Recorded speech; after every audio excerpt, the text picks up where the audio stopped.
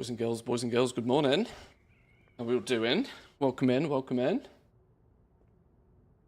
It is Monday. Oh my god, hang on, please hold. I've just spotted a problem.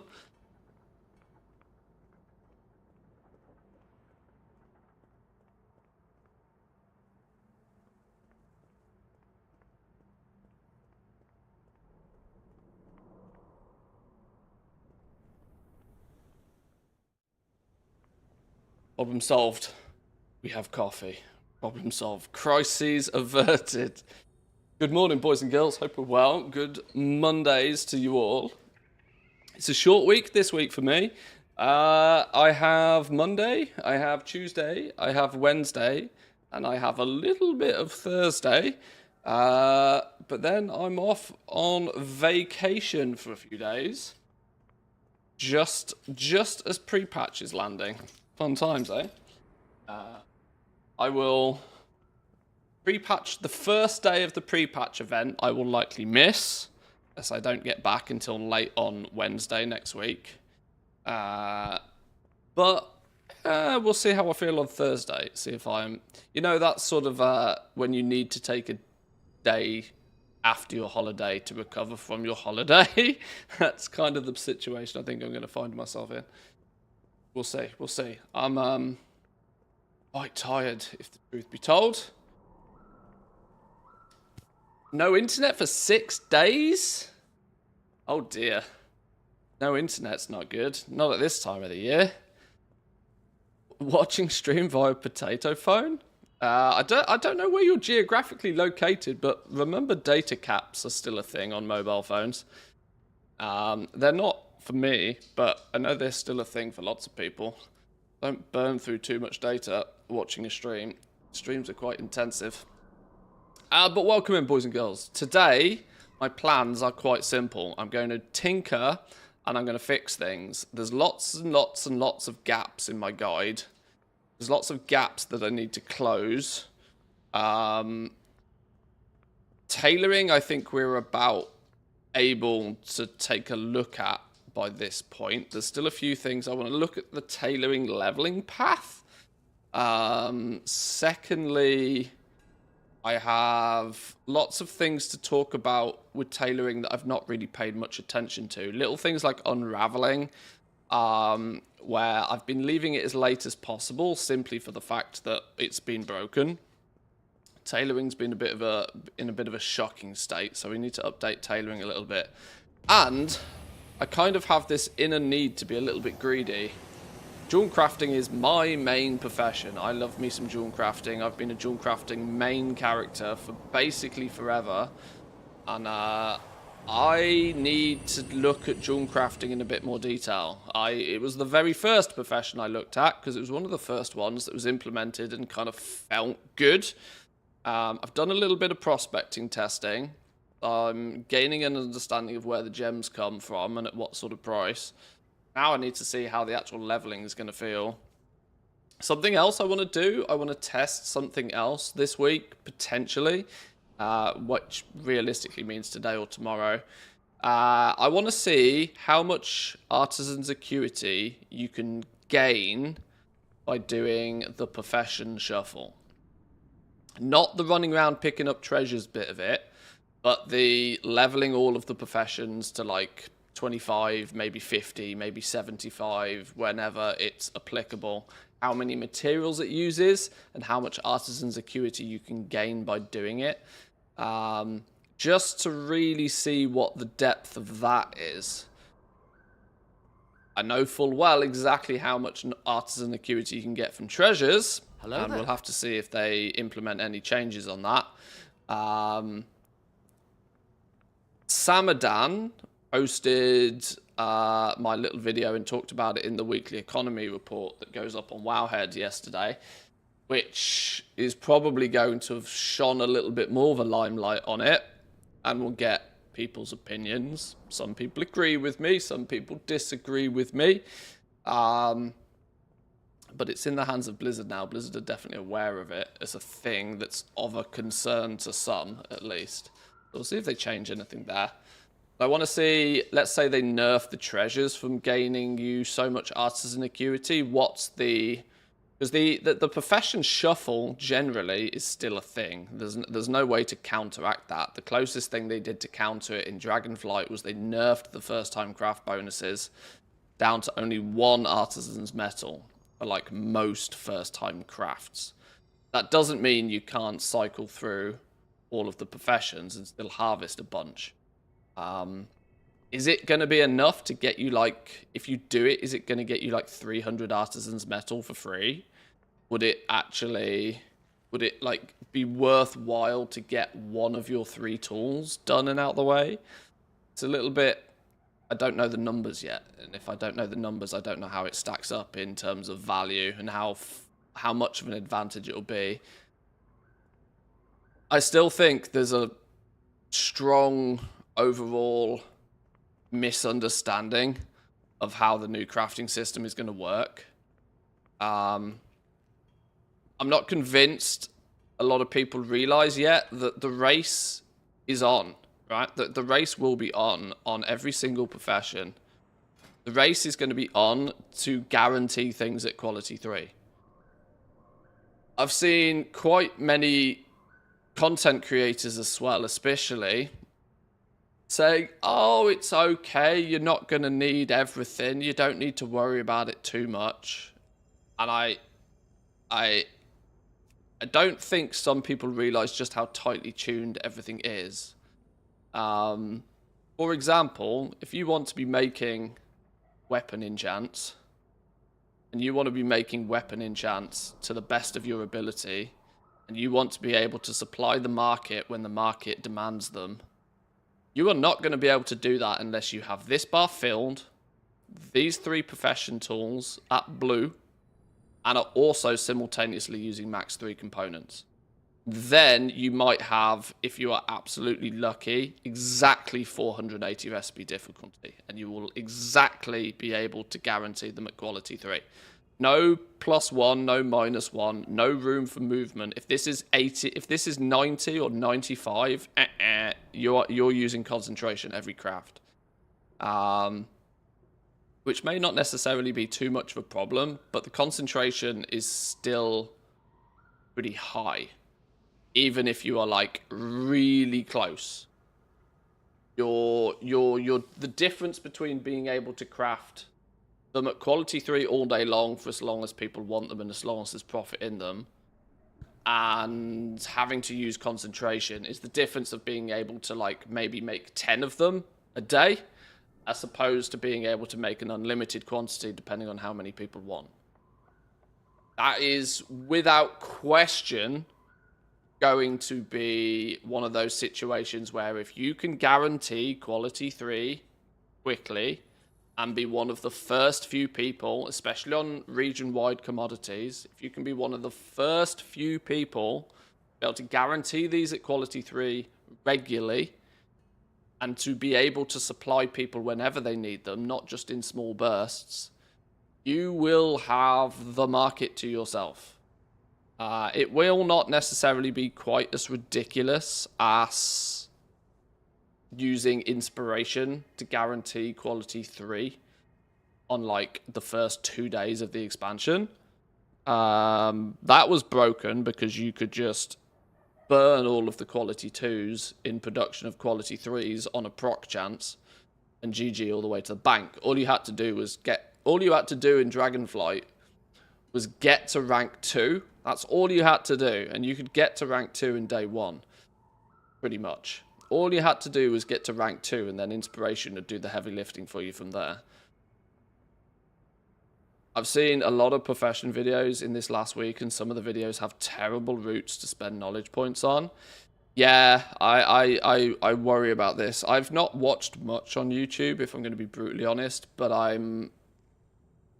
it's also a slight concern because there's no undo button with knowledge points. There's no undo button. Like, the same thing is going to happen again. History's going to repeat itself again. Because Blizzard has stood their ground and said there's no undo button, that once you've spent your points, you've spent your points. I've seen some outrageous suggestions. I've seen people suggesting you put like 10 points in every tree to unlock like maximum amount of inspiration week 1, and I'm like, oh no, I can't even like I've seen terrible examples. Please, Mr. Manthius, give the Discord some love and announce that you're live. Did I not do it? Did I not do? Oh, I was running around faffing with coffee. This my first testing seems a bit strong. Giving out 2. Another. Okay, I'm also trying to figure out when we test them.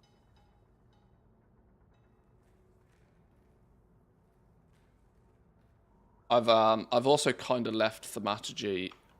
I'm leaving it deliberately late. I know the basics of it. I understand the core concept of thaumaturgy, but I've not like run the numbers, if that makes sense, you know.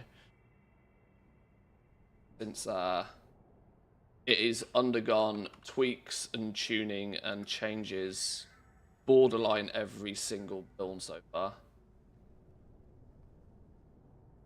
You're always online in my insomnia nights? Well, firstly, ripperoni pepperoni with having insomnia, that sucks. But secondly, welcome in. Welcome in. So yeah, let's not just sit here and twiddle thumbs. Let's actually get something constructive on the go. There was a couple of things I wanted to poke around with blacksmithing. I think I've got blacksmithing mostly under wraps. We've got a little bit of ever-burning ignition info. We've got the leveling path for blacksmithing pretty much nailed down.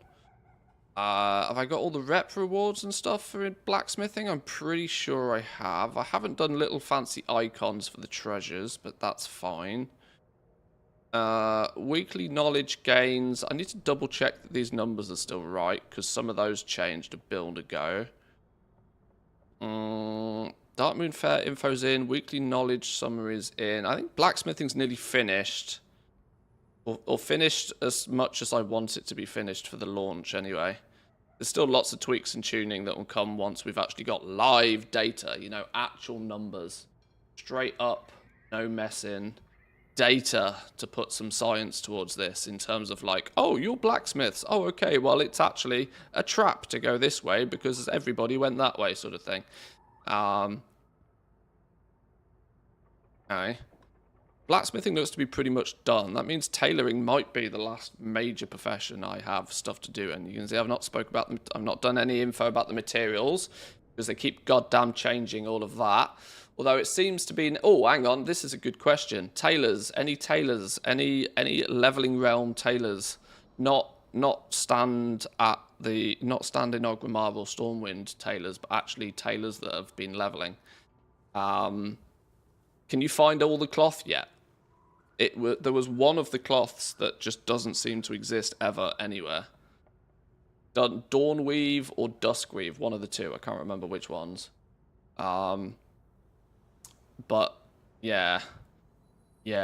Unraveling needs to be tested extensively as well to get a good idea.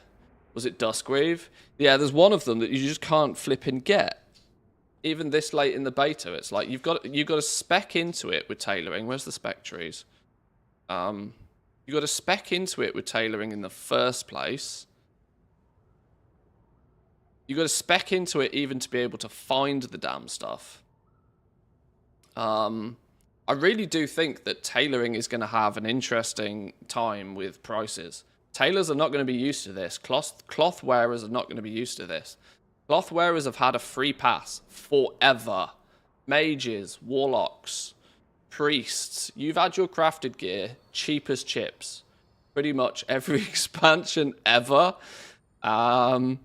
This might throw the cat amongst the pigeons, though, since there's a strong chance that if tailors are the only ones that can gather the cloth, and most tailors are not going to be too willing to sell excess amounts of cloth, there's not going to be much cloth on the market for all of those tailoring alts.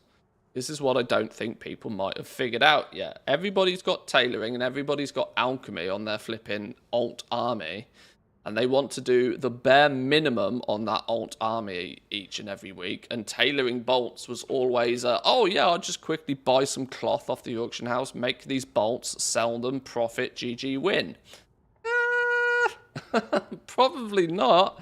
I mean, you might be able to buy it, but I suspect the cloth that will be freely available on the auction house will be significantly more of a value to what most tailors consider it. Tailors will only choose to sell their cloth as and when they don't need it themselves, I kind of feel. I'm not too sure about how that will play out.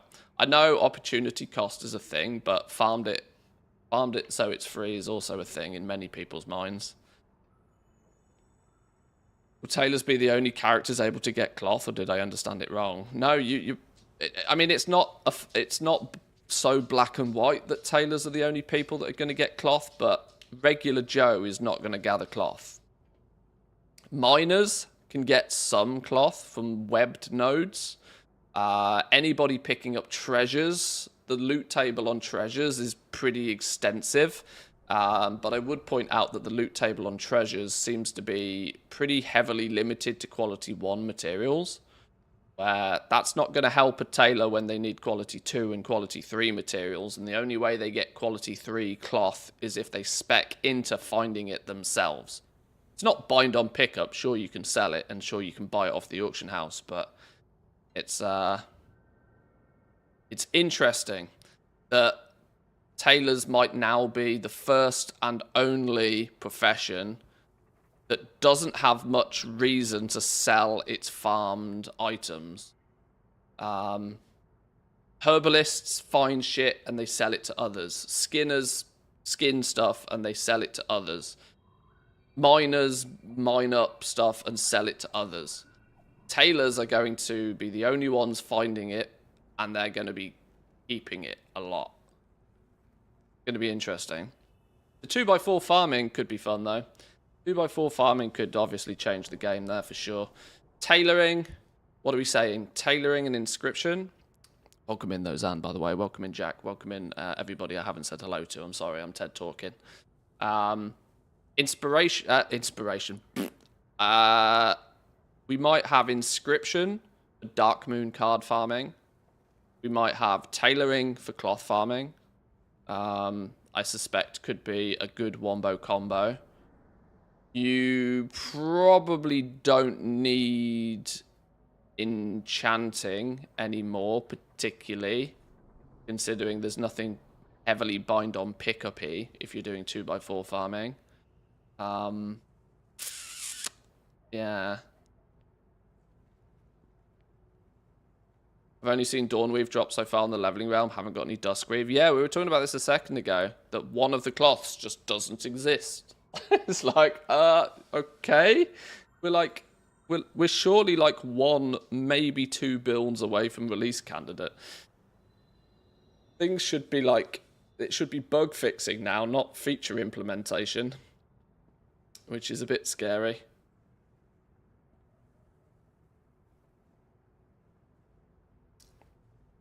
Farming is always cash monies, big time cash monies at the beginning of an expansion.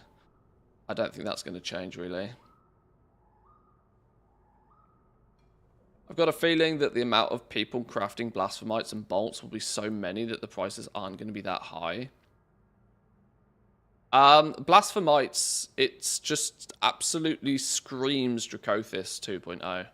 It's exactly the same concept really. The fact that you just have to go a slightly different method to be able to press the button, but like it's basically Dracothis 2.0. Dracothists were only held their price temporarily. It very quickly got down to chasing multi-crafts and chasing resourcefulness procs and stuff.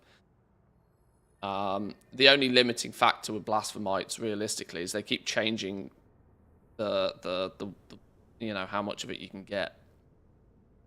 Do you think the expansion's coming too soon? No.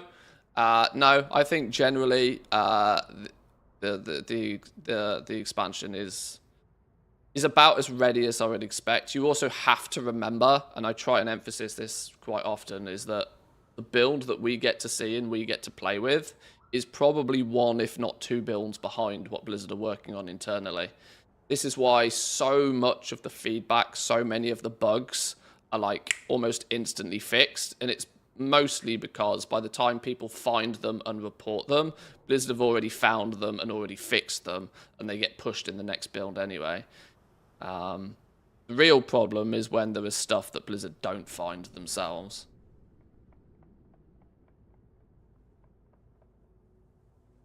For me, it's the first beta. People are saying it's the most bugged. Are they right? No, I just think there's a lot more exposure to the beta this time. I think the fact that you can buy beta access means that so many more people have probably actually given it a go. And the problem is most likely the fact that people who gave it a go quite early. And in doing it quite early, when it was at its most broken, was probably an issue. But we're going to jump on the 11 realms. I'm going to make my 18th character over here. And we're going to have a quick run through of tailoring again. See how it's changed or how it feels now. I have my fully maxed out Wombo min-maxi tailor, but let's make another one. Should we go Goblin Hunter? We probably should, shouldn't we? It's only fair. Wow.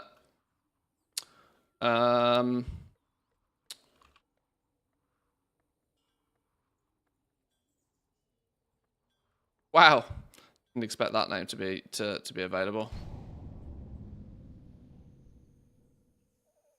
Beta's overall's been pretty good. I think people tunnel vision with certain bugs. I would say after the alpha, they launched beta in a significantly better state than I think I've ever seen a beta launch. Way further on than we've had beta launch before with zones that are just like isometric, no textures, no nothing, right?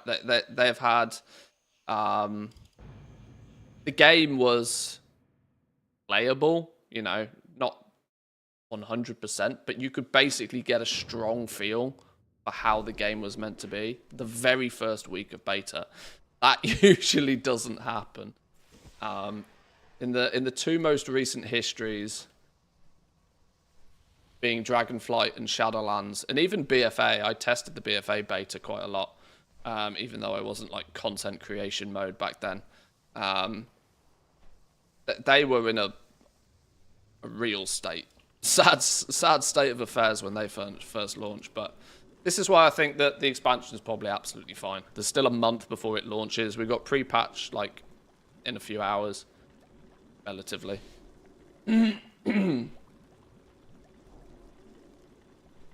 Tailors are the only ones who can get cloth. It's huge. I'm not sure many tailors are willing to farm the cloth. But no, this is it. The alt army tailor that just crafts bolts is going to be a strong, heavy drain on the supply, and somebody has to farm those. Some tailors have to farm those materials. So yeah, it could be a bit of a twist.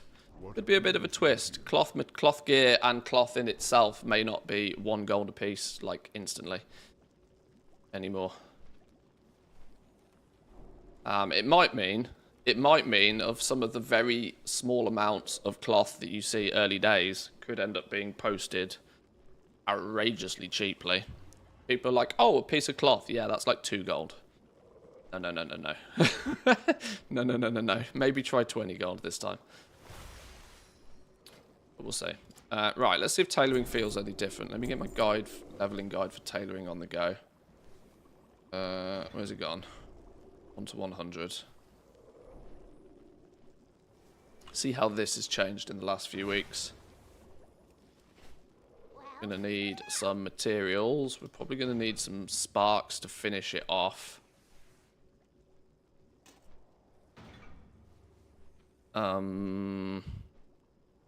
40 stacks is 1,000. Yeah, that'll do.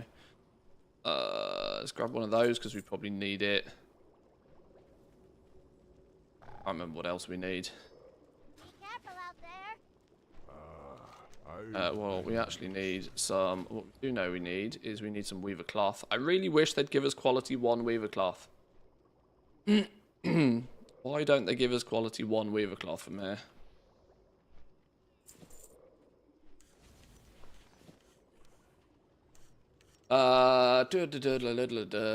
We can't buy dawn weave or dusk weave. So we'll need to buy the spools whenever we do need them.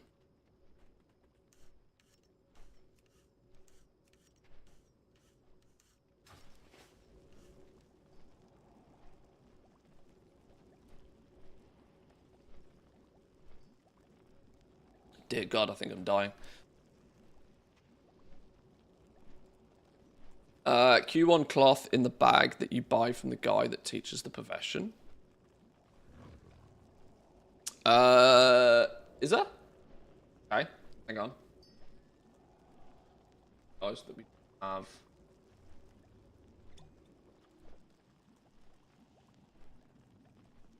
That's not. Oh, no.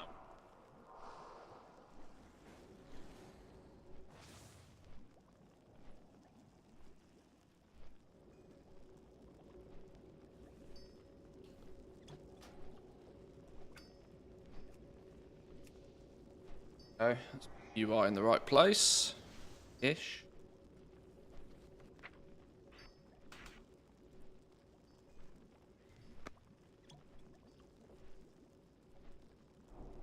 We can skip track anyway.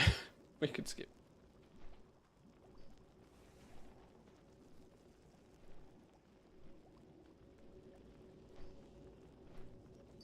Back when songs weren't just 2 minutes, yeah. Zoomer attention span. Right. Tailoring. Tailoring. You loaded, get you loaded. Oh, hang on. The bag that you buy from this dude has rank 1 in it. Is that what we're saying? Tailoring. This one has rank 1 in it? The eternal sun shine upon me. Oh, it does. Clever. Now to find some rank 2. Okay, I'm going to get rid of this. There's absolutely no need to use the quality 1. I'm not doing it deliberately, other than it's the most representative way of seeing what will happen when the game actually goes live. Greetings, traveler. We need the new Eminem song. I will add it to queue.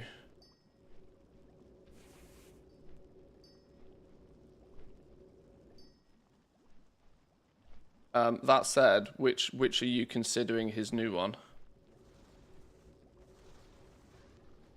Oh, Houdini.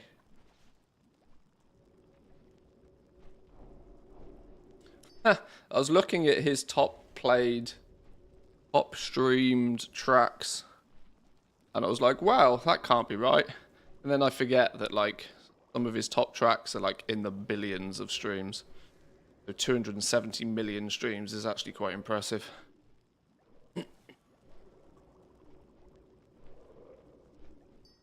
You.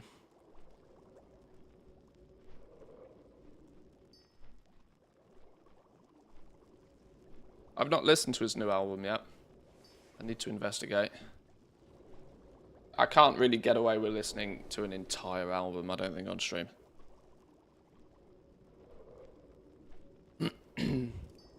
Right, we unravel. We're going to need a shitload of spools, so I guess we're just going to unravel a bunch anyway. Go. Do this till probably skill 10-ish. Leyline residue straight off the bat? Well, that's not happened before. Writhing sample? Hello? Here's another good reason weaver cloth isn't going to be 2 gold apiece.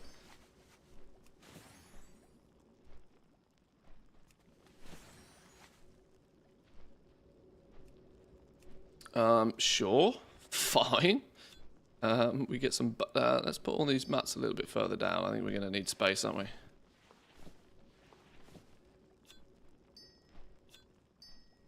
Interesting.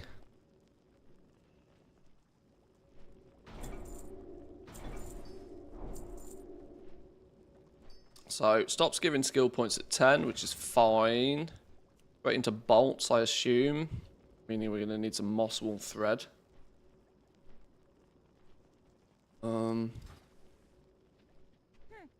Moss wool thread. Gotta be on here somewhere, right? Makes me wonder what the others will give. Yeah, if your weaver cloth is giving you ley line residue and writhing samples, does that mean like viridian charm caps and what's the other one? No, not that one. Still can't remember the names of all of these. Here we go. Crystalline powder, ley line residue, writhing samples, viridescent spores. There's a way of getting all of those. Could be quite interesting. Shit, what was I looking for? Some thread business. Moss wool, moss weave. On. Moss wool thread. Can I buy 1,000 of this? No, because I haven't got enough gold. Of course I don't.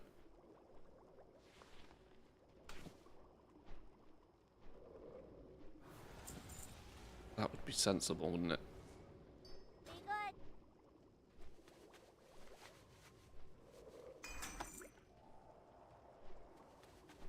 2 bags of stuff. What's up?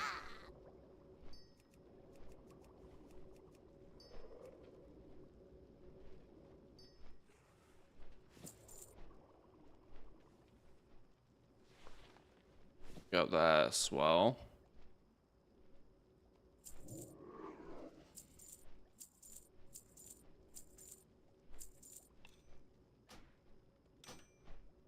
Looking for something special? Okay. Have a good one. Alright, back to business. I have Tailoring. just the thing. Tailoring. Bolts from 10 to 20. Starts to sound sensible to me. They're yellow already. You could dive straight into making these, but the reality... Oh, yeah, shit. Storm dust is a big thing again. Storm dust is a requirement. Oh, we looked at... Okay, we have actually looked at tailoring relatively recently, haven't we? I remember this now. Let's grab some storm dust then. Hey, how you doing?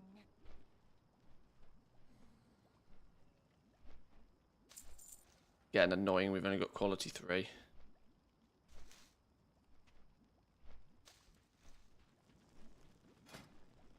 Hurry back. I've been expecting you. Bolts, we could dive straight into these, but we need to make the bolts to make them in the first place, so we might as well make the bolts whilst we get skill points. You go all the way to 20 with this?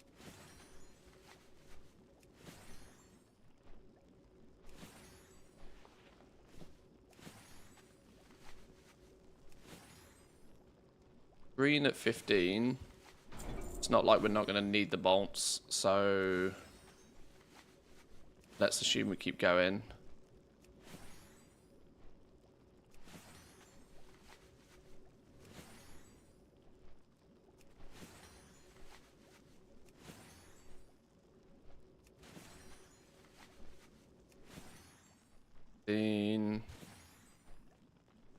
Wait, what? Oh, ha! We ran out of weaver thread. Okay.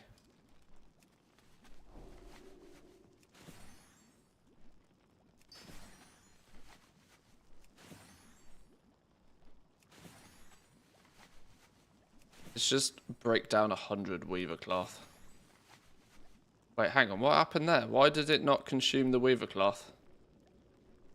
Oh, that's not great. Is unraveling still very busted? We don't have any resourcefulness. We can't have resourcefulness procs.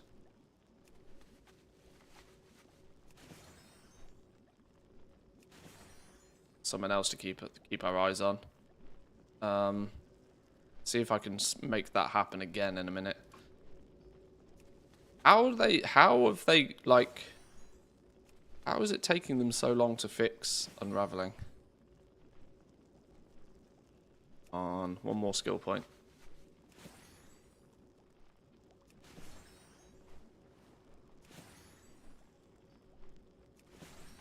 No? Game? Don't love me?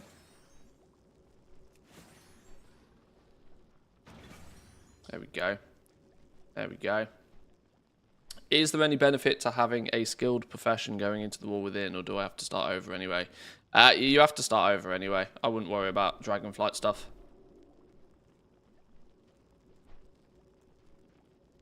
No, there's no tangible benefit really. We are led to believe that there's no rep requirement with the Artisans Consortium this time round. Or if that is not true, they're leaving it incredibly late to implement anything for it. At the beginning of beta, your reputation with the Artisans Consortium Dragonflight branch mattered, but they removed that because it was clearly stupid. What they didn't do is replace it with a Kazalgar branch, so we assume there's just no rep grind with the Artisans Consortium this time. Meaning it should be a pretty 100% fresh start, really, once the new expansion launches. I wouldn't worry too much about doing much of anything with your professions right now. Even picking the right ones and learning them, mostly because there's a strong chance that there might be some value into rotating through a few professions first. Get some first-time crafts out the way to get some artisans acuity first. There's going to be there's going to be a period in time where you can optimize your character before you might want to pick up your actual final professions. It's a little bit sweaty, but you should be made aware of it, because some people will choose to do it, some people won't.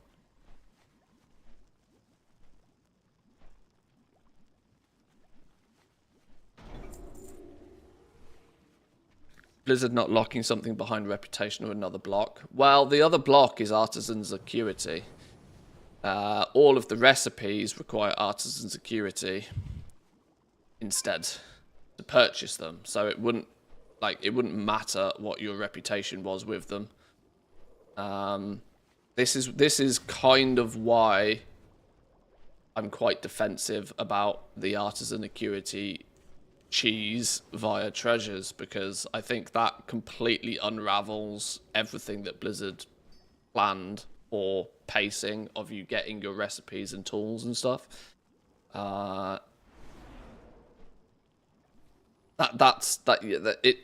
Just because there's not likely to be a reputation requirement to pick up the recipes, it is kind of doesn't matter if you don't have the currency to buy the things they're selling anyway, so it's kind of the same thing, just different.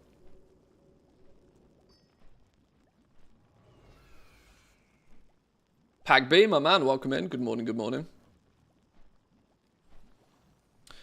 The 20 is still the same. Some cloth robes seems to be the best way to get from here onwards. These are still only awarding 1 skill point per, which I still think is broken.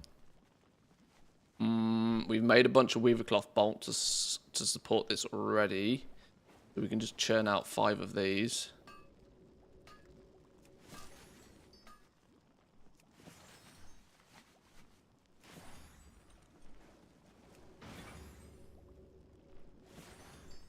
Whoa, whoa, whoa, whoa, whoa. Whoa, whoa, whoa, whoa, whoa. Okay, something there gave us... Okay, crafting 1 robe gave us 2 skill points. Twice. So, although it says it guarantees 1 skill, sometimes it gave me 2. That's an interesting twist, isn't it? Sure. Tailoring's still broken then. We can conclude tailoring is still broken.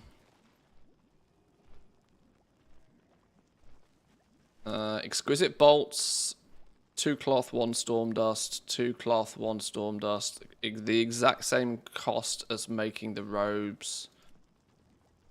So why not make some of these as it stands currently?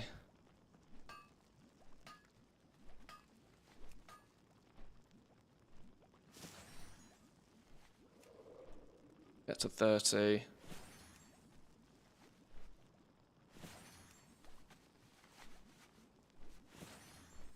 Dragonflight materials with the War Within engineering still a thing?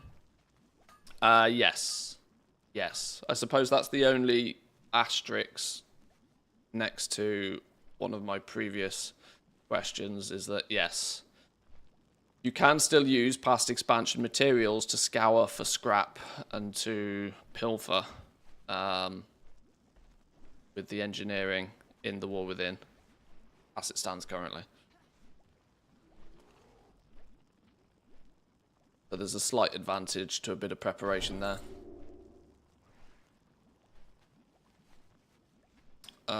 Is there any viable reason to unlock any of these right here, right now?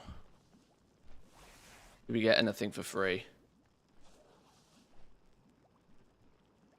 Learn to use optional reagents to upgrade the item level on most cloth armor. Not really anything for free.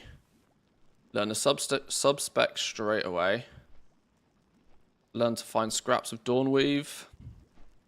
And how to craft Dawnweave bolts. Is crafting Dawnweave bolts going to be an alternative and cheaper? No. Dawnweave and Duskweave bolts are already yellow. This is also something I'm interested. Can anybody remember, Zan, you're probably a prime candidate for this. Can anybody remember if, when at the start of Dragonflight, or at the start of, yeah, I'm going to say at the start of Dragonflight, did we start with maximum cooldowns, or did you have to acquire them from the word go? You start with 0, or did you start with full? Whatever full was. That's at 10. We started with max cooldowns, but it wasn't long before they fixed it. Okay. Okay. Yeah, this is kind of what I'm thinking, because the pre-made characters on this realm, as far as the game code is concerned, are not new characters. If you do slash played, it's like 1 billion days old. So yeah, there's a good chance that we should start with 0 out of 10. Which makes a difference to, like, oh, you unlock it, but it'll be a while before you can craft your first one, sort of thing.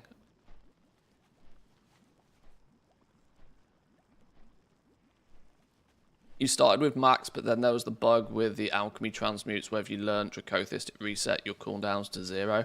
Oh, I mean, as far as Dracothists were concerned, there was a million bugs. There was a million bugs, but that was already partway through expansion. Bugs and exploits all over the place with those, but okay, so there's no real freebies by going in this direction other than unlocking a Dawnweave or a Duskweave bolt. Do you need full 30 points in here? I think you do to get the second sub-spec. Bag. Yeah, you got to put a full 30 points in. 30 points in this node before you can even find both versions of the cloth. Those gathering tailors, by the way, they've got quite a lot of points to spend if they want to find everything.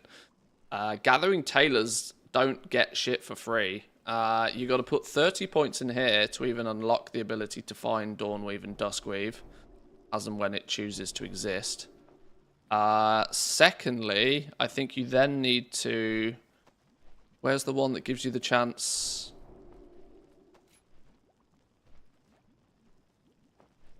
Oh. Hang on. No, it's then in quality fabric, isn't it? It's in quality fabric where you then have to spec somewhere. Yeah, there we go.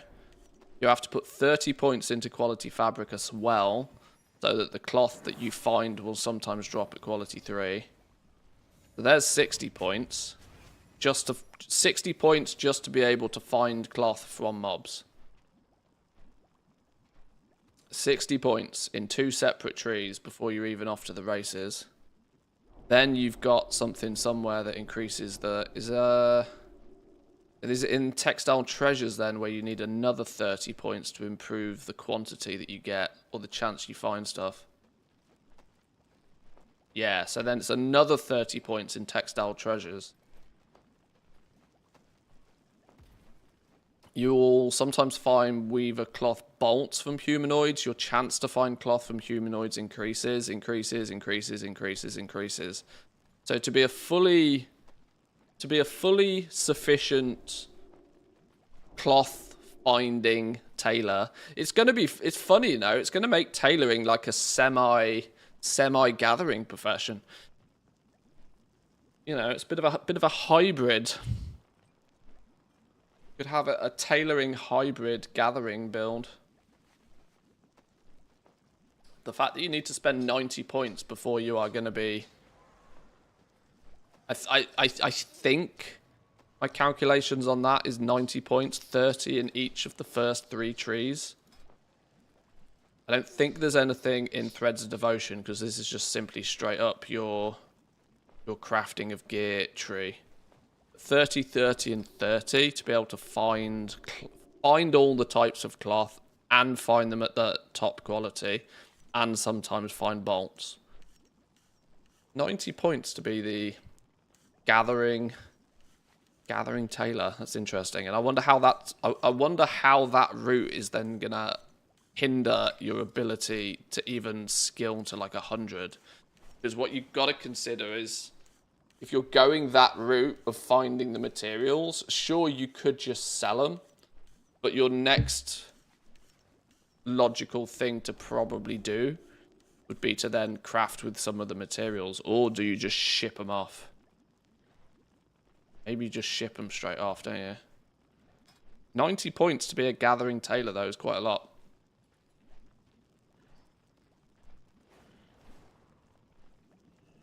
$90, and you need 75 skill. What's the 75 skill contributing to? Is that to be able to make these when you unlock these? Oh, of course, to unlock all the 3 trees. Yeah. Oh, yeah. That's a good point. Yeah. Thank you. Yeah, to actually even unlock 3 trees in the first place, you need the 75 skill. Which I think just, well, haha, it still feels broken to me. I think 75 skill is achievable just with trainer recipes. Yeah, it is.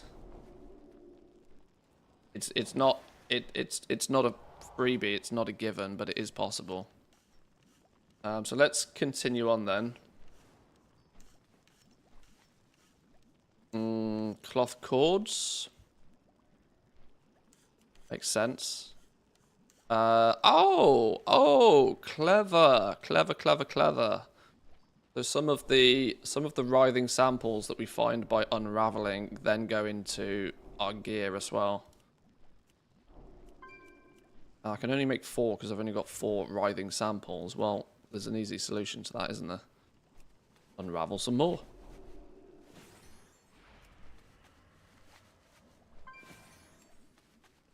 Not that we won't need it, so we might as well.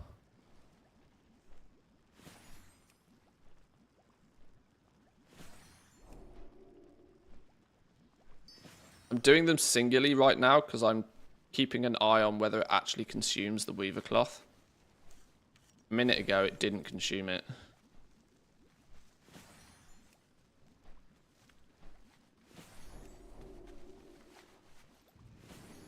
I don't know if it was just a visual glitch or whether my eyes glitched.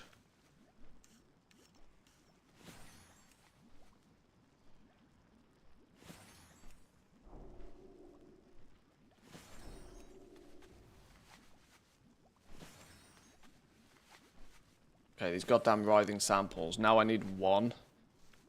It's making me look stupid. Stop giving me ley line residue.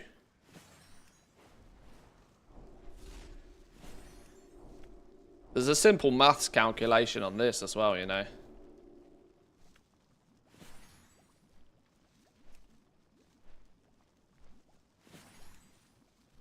Alright, I'm just going to click the craft all button until I get one now.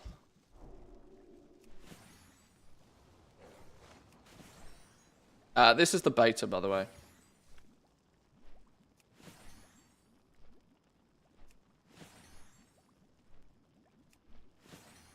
Right, the game's making me look stupid now. Not having this.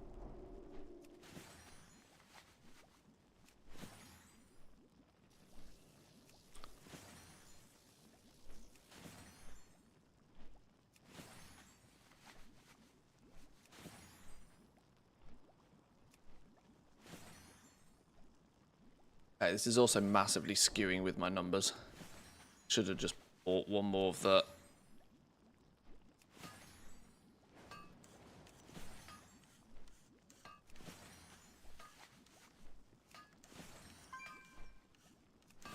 Okay, well you can get writhing samples.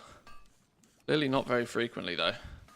Getting 4 for my first... There we go, boom. Seems to be significantly more scarce than the leyline residue at least. Might be very early to ask, but what does your opinion on low playtime, 4 to 5 hours a week for profession stuff? What should I have as professions within the War Within? Also high. Well, luckily you're not going to be hindered by low playtime. The scenario is going to be that you will be able to fully play a profession or two, no problems whatsoever, and be competitive with them. You just won't be able to scale, you know, horizontally like many other goblins will. The time constraints for many players will be that the alt army approach is going to be quite strong, and so you might only have time to play like 1 or 2 characters, but you know, people who have time to play 10 hours a day will have 20 characters. You're somewhat, because of concentration, you're somewhat hindered to the quantity of stuff you're going to be able to do every day anyway.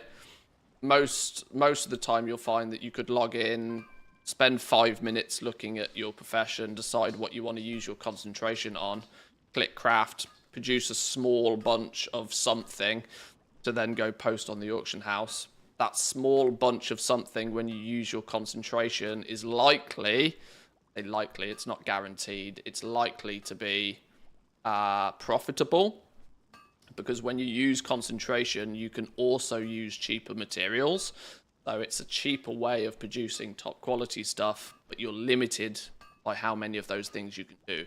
So you can take your small batch and you can go put it on the auction house and you'll make a little bit of profit on it, and then you can log off and come back the next day and repeat the process.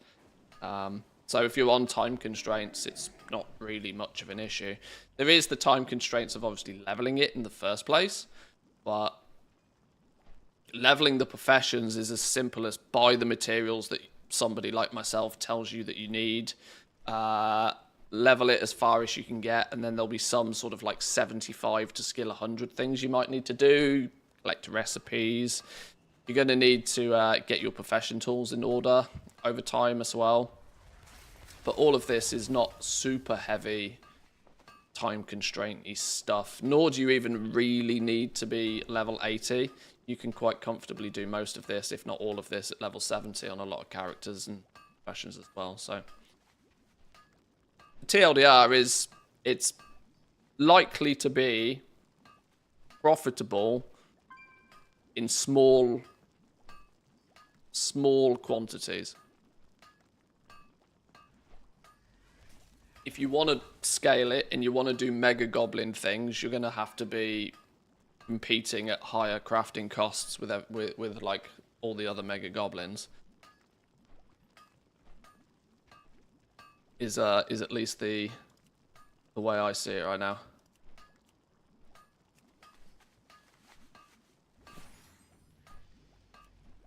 Right, 5 of these. Let's also quickly check that we don't get bonus points from these again. 30, 31, 32, 33, 4,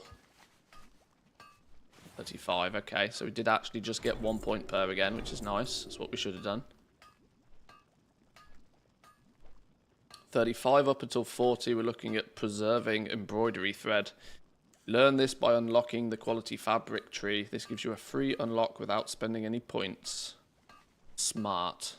Smart Mantheus here. This is Goblin Hacks here. Unlock quality fabric tree.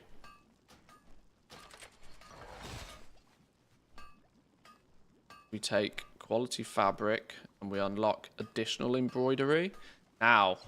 What happens if we want to go this way? Ultimately.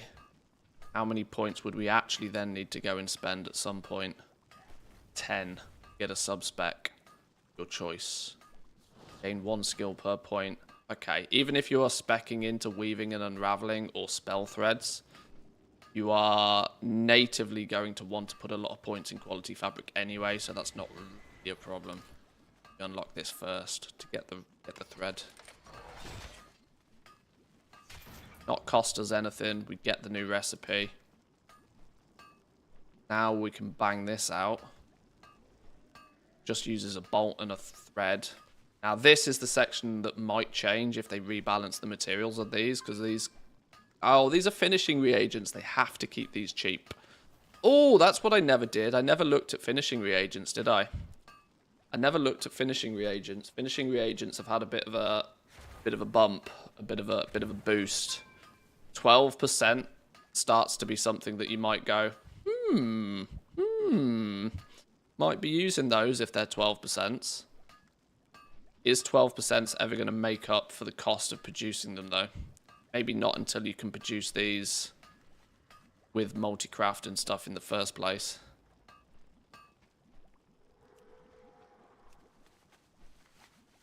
Still undecided what path to take with alchemy. Thinking transmutation versus flasks. I know blasphemite will be overcrafted by goblins with 40 alts.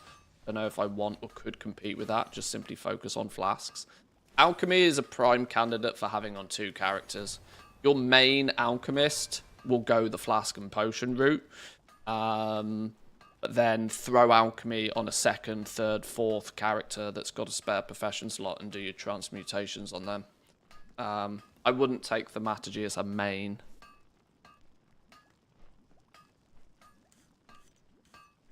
Because your logic is exactly right. There are going to be a billion alchemy alts that will be doing exactly that. It will be a highly competitive market by itself.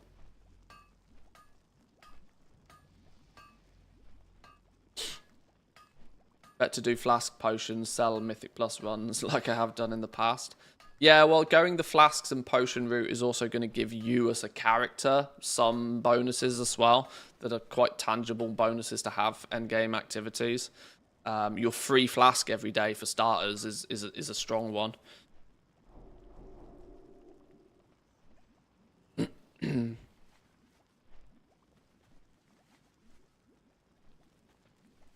Region wide, so sell like hotcakes.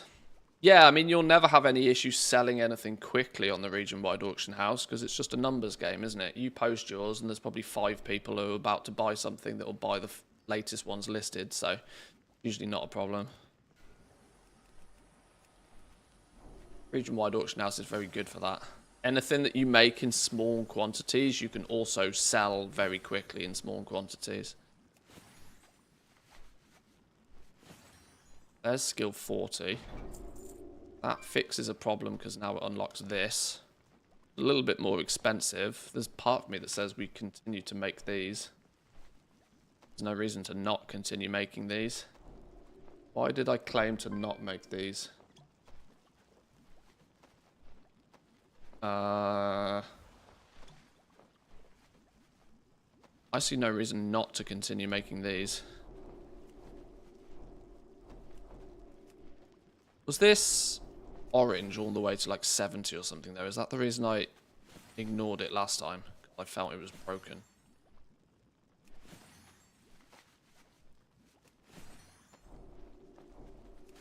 A free conjured flask is like a mage conjuring. It will be also deleted when you log off. It is, yes. Yeah, it's a conjured item, so you will use it or lose it sort of thing. You get 1 free flask a day. It's an alchemist. once spec'd correctly. I can't remember exactly the way you have to spec. It's in the guide.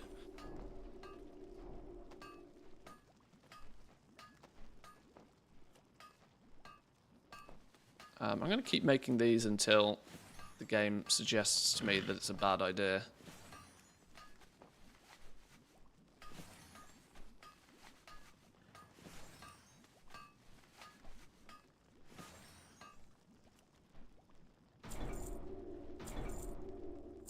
Ah, this is also where things might change a little bit, because now we might consider making these things. We might actually consider making these now they've had now they've hoovered off the artisan's acuity from the green gear.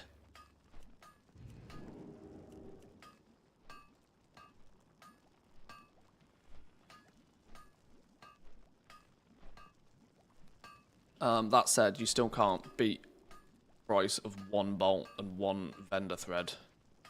That's still unrivaled.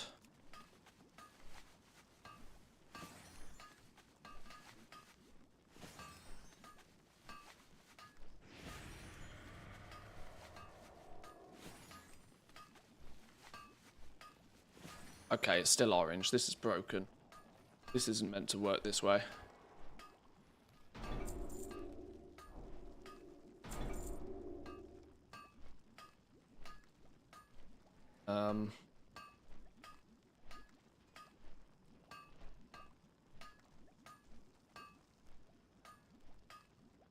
Yeah, I've just remembered. You can unlock this from skill 25.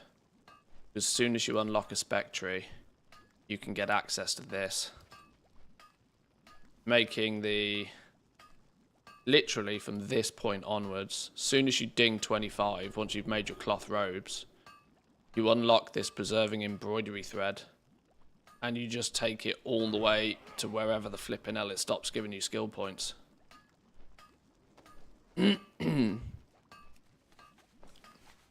So yeah, can confirm tailoring is still broken.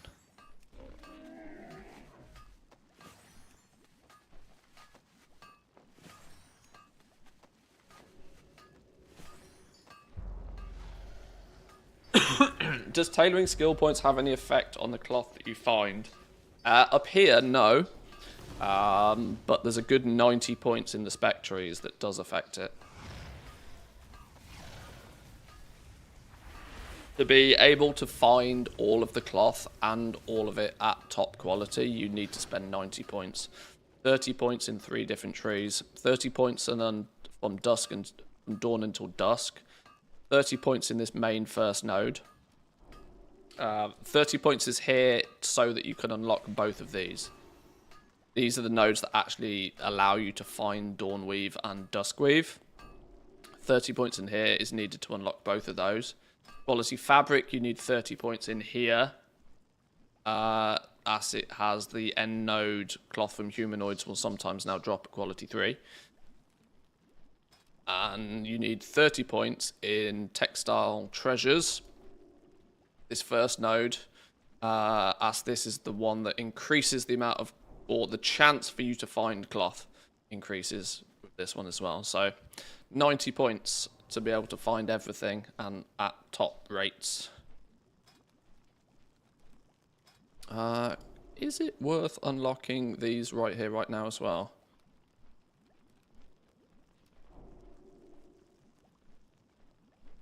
Not directly.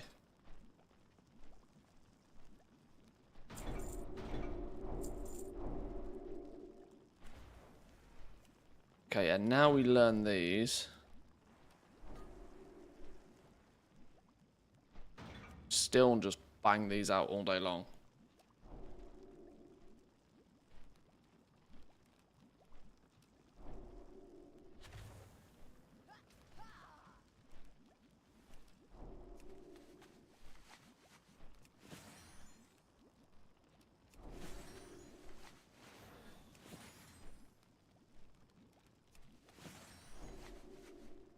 Up for another 5. Gets to 60. Is this going to go yellow anytime soon?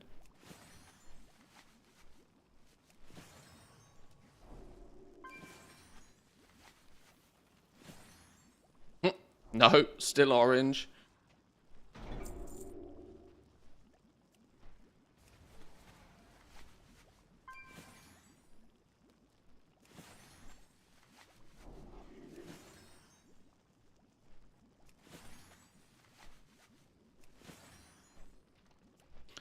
Make another 5 then.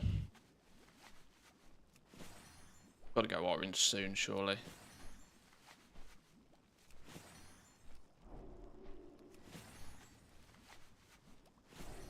Hey, it's finally gone orange at 65. Okay. Finally gone orange at 65. Well, that's not going to stop us because it's still the best option, believe it or not. Still the best option. Yeah, this is definitely 100% has to change.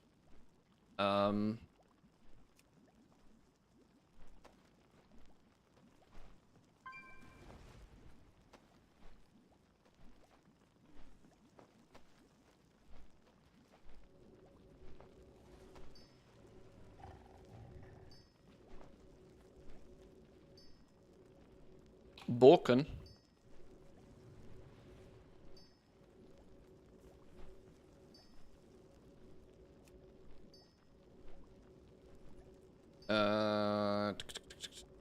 Yeah, now we don't really have a way to get to 75 either, which is the way which is why this feels a bit odd. You get to 65 and all of a sudden it's like, oh, you've had an easy ride to here. Now you got to grind. Yeah, tailoring busted. We suggest pairing it with inscription for farming. Yeah, inscription feels like it. Well, depends on Dark Moon cards, honestly. If Dark Moon cards are 10 gold apiece, then probably not. If they're 1,000 gold apiece, probably quite lucrative.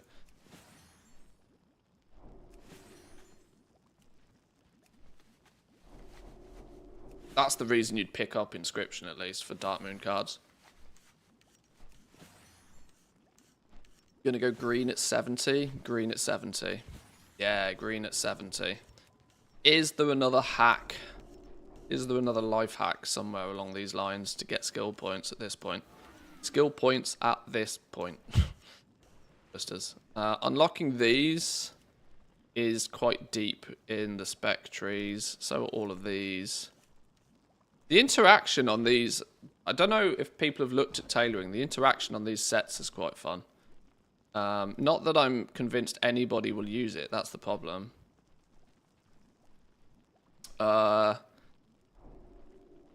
Healing spells and abilities have the chance to cause your tailored threads to radiate with woven dawn weaving, gaining nearly 12,000 mastery. And what you can do is if you equip the braces as well, warming sunrise spell threads alter the effect of woven duskweave to become woven dawnweave. So this is a way to change the mastery into haste. I think is the other, yeah. You can turn the haste into mastery or the mastery into haste if you choose to wear the braces as well. I don't know how that actually affects cloth wearers particularly, just I thought it's quite interesting that you have a 2-set piece, the gloves and the treads, that then might require third. But this isn't, these braces change the haste to mastery or mastery to haste, depending on which one you use. But are not considered an embellishment. So it's, it at least sounds cool. I don't know if anybody will actually use it. This is the problem. If it doesn't sit on Abyss list, nobody cares. But they've moved the Weaver line from 25 down to 75. Yeah, they've thrown this all the way to the bottom. They've changed the recipe on it as well. I don't know if you spotted that. 100 artisan security now, 50 vendor threads, and 500 spools of Weaver thread. Didn't it start at like just straight up 800 spools, I think.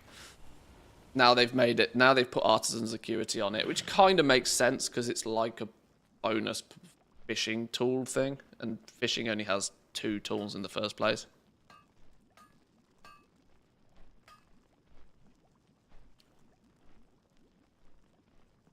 This is the one that surprises me more than anything, is they don't let tailors make their own coat until skill 75.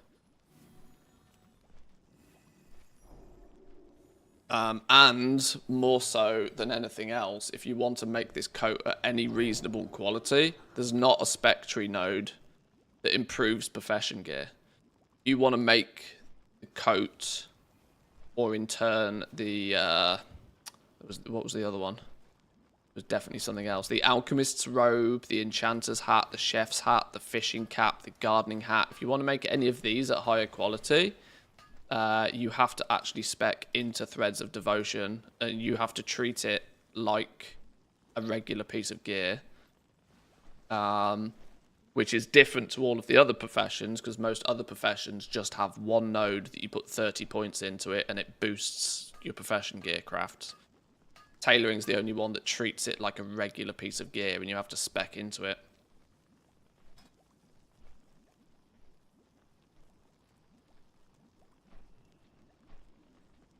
Which might make the profession accessories that come via tailoring a little bit more difficult to get at top quality.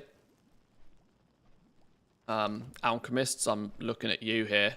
If considering how many alchemists there are going to be out there, especially alchemy alts, you want your artisan's alchemist's robe at max quality for the resourcefulness proc. Let's not forget these stats are fixed on here. If you're doing transmutagen alt optimization, you are going to want one of these at quality 5. Maximum resourcefulness. Crafting speed is neither here nor there, but the resourcefulness is going to be really useful to you. Sure, you'll want to get just one to begin with for the skill, but the optimization is getting one of these at quality 5. That might be a little bit more difficult, because you're going to need a pretty well-trained tailor to be able to do that, more so than the others.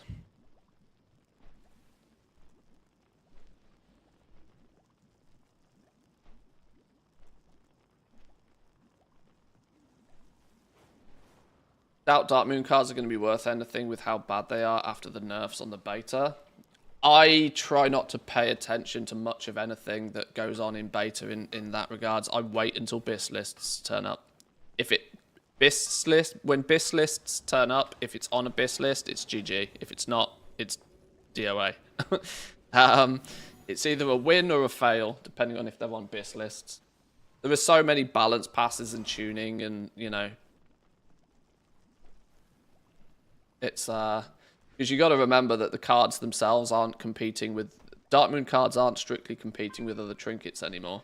They're competing with all of the embellishments. So whilst they may not be the best trinket, they might still be good enough to slot somewhere else.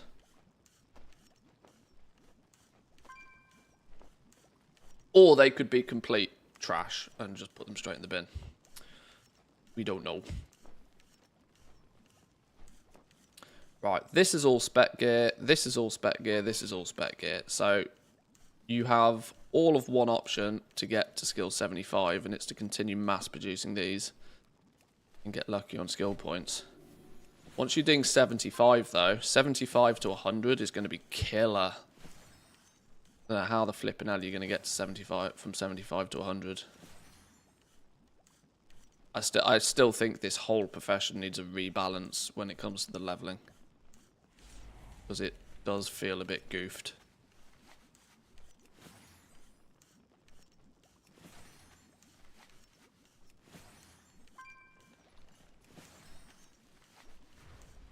Are there epic tools and accessories again? Somebody has an epic something. Who has it? Enchanters have an epic tool. Nobody else has anything epic though.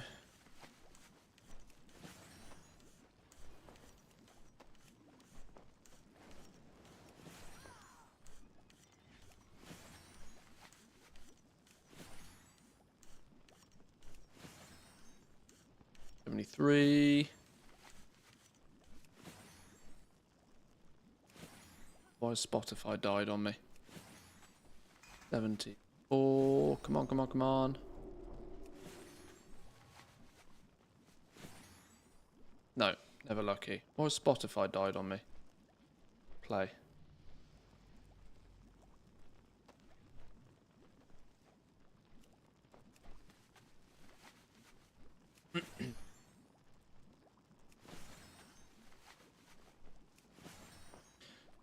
turns out all of those spools of weaver thread that I made earlier that I didn't think I need, turns out I probably did.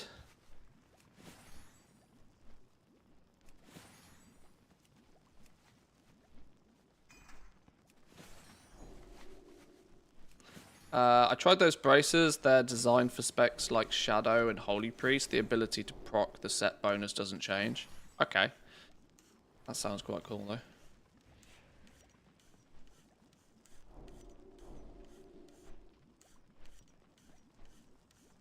Just got the notification you were live, looked over and was like, that's a lot of viewers for 4 minutes.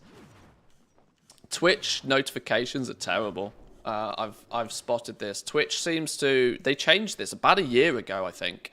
They don't notify everybody when a stream goes live. They stagger it over the first 2 to 3 hours of the stream being live. This is why you'll see steady growth of your viewers for the first couple of hours before it usually then plateaus, because Twitch then stops sending out notifications. Welcome in, Persephone.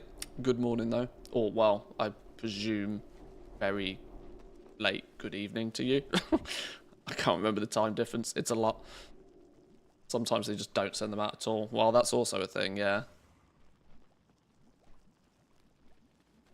Is all the testing last week for leveling the professions in the bin now? Oh, no, not at all. I usually, most weeks, will check back with each profession and give it another blast, just to see if I can spot anything obvious that's changed. We don't get great patch notes for the profession, so we are reliant on just, you know, our own eyes finding things. So, we have concluded, though, at least, that we can get to skill 75 without too much bother, at least as it stands now. It feels kind of broken, the fact you basically make these from skill 25 all the way to 75. There's a chance that will change. But from this point on, we make our own coat. We make our own coat, presumably. We probably then look at making... Are these... Can you sell these? Oh, binds to warband. You can make these for others. And I guess you can fill orders for these. Are we to assume that this won't be too rare of a work order, though? In the first weeks or so. There's no quality requirement on these. People are just going to want one for their fishing. If people are putting in personal orders, they're going to have to provide everything anyway. So tailors have the chance, although it's gross, to just sit there at the work order thing, spam refresh, and get fishing crafts. At least the first week or so. What was it called? Algari fishing line or something? Weaver line. I presume you can put... Oh! Hang on. Can you not put in an order for these?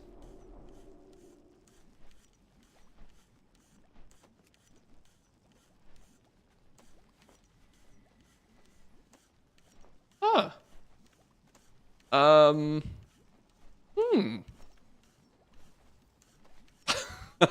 Well, if you can't put an order in for one of those, that's gonna be an interesting twist. That's gonna mean everybody is going to want a pocket tailor. I'm sure that's an oversight. Surely you're meant to be able to order one of these. They're not going to make everybody level tailoring to 75 just to get their fishing line, are they? You could 2 weeks ago. Maybe when they changed it, they also ballsed it up for crafting orders. Well, let's... this is now not possible to place an order for...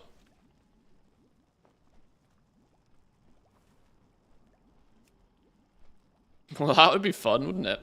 That would be fun. Oh yeah, by the way, everybody must level tailoring to 75 if you want to do fishing. Alright. Sure. Well, I'm going to go by the same logic at least. That it is meant to be something you can order. And in turn, you can just sit at the crafting table and pray to RNGesus that some come your way. Alternatively, what is your path to skill 100 from here? Gear. Spark gear. There is nothing that isn't spark gear. Everything is a spark gear.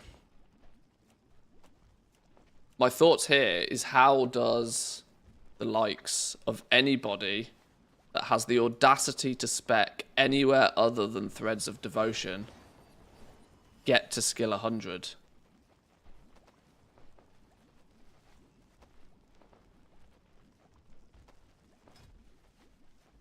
You, in essence, just don't.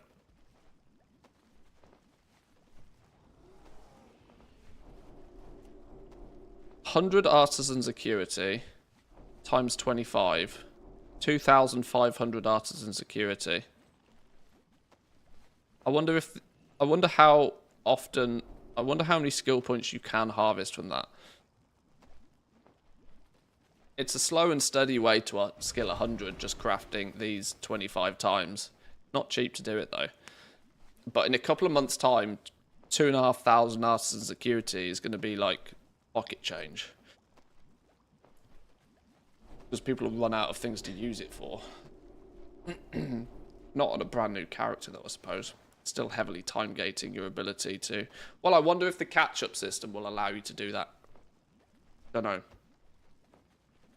Either way, I don't like it. I'm surprised the bags don't give skill points, you know.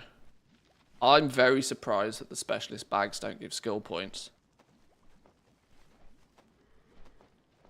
I think some players would be smart to use their army of tailors to spread the load on the bags.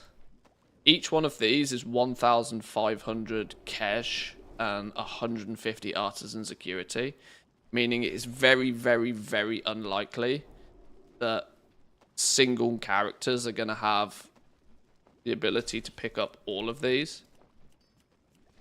How many are there? 1, 2, 3, 4, 5, 6, 7, 8, 9, 10, 11, 12, 13. 13 times 150. Let's just call that 2,000 artisan security to pick up all of the bag recipes. It's going to be much easier to spread that out across a bunch of tailors than it is to amass 2,000 artisan security on one character, at least early in the expansion anyway.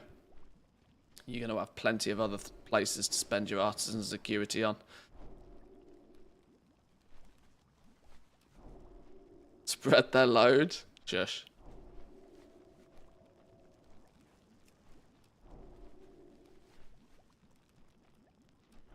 Some of these are bait though. Some of these are not really going to be... The worry I have for alchemists is that the 1% chance to find a new recipe, what 1% doesn't get anybody excited, meaning the alchemy bag might be a bit dead on arrival, honestly. Plus, also, I suspect most alchemists that are worth their salt are going to... Wait, hang on. Bind on pickup? No, Blizzard. Oh, don't make these work orders too. Oh. Oh, they are. They're all bind on pickup. Oh, fun detected.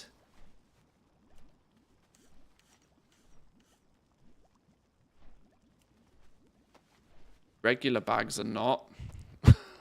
40 slot reagent bag, 38 slot regular bag.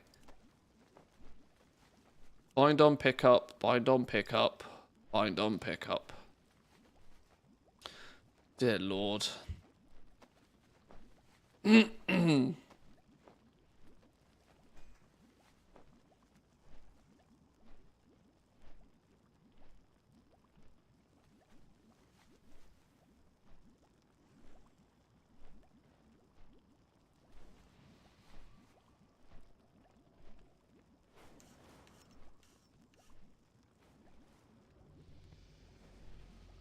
Why, oh why, oh why is there any justification for having these bind on pickup? I hope you don't go out in public with them shorts. I fucking love these shorts, my friend. You forget, I live by the seaside. I spend a lot of time on or near and around boats. I fit in perfectly.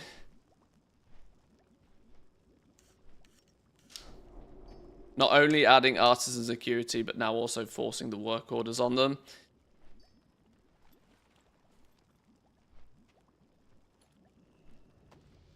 That's so annoying, you know. That's so annoying. They were they nearly had something good. They were so close to having something good. Get the matching Crocs out in public. I don't own a set of Crocs, actually.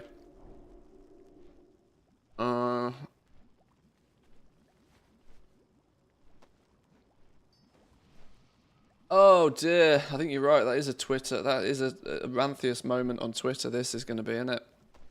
This is a Ranthius Twitter moment.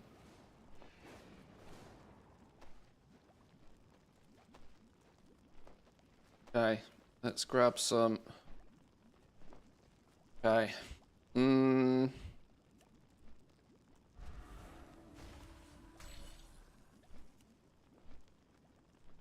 Which is one that people might actually care about?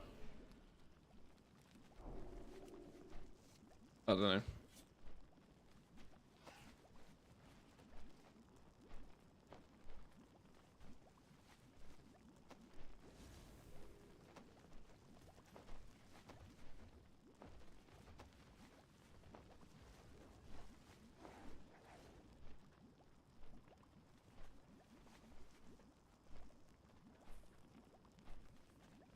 Right, Ranthius mode engaged.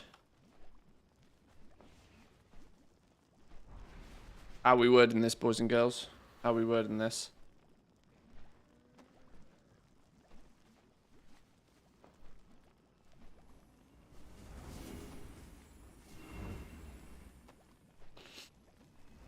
We tag all the blizzards. Just tag every fucking blizzard. What are you doing? What are you doing?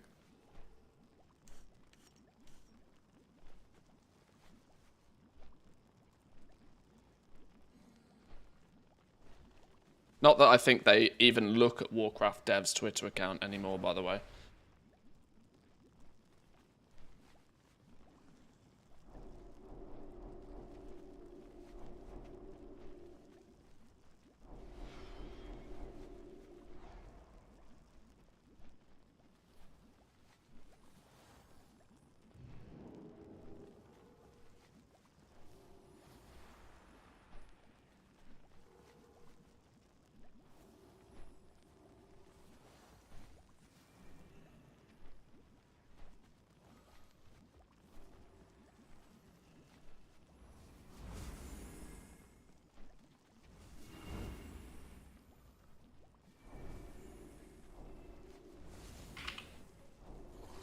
Oh dear. Oh dear.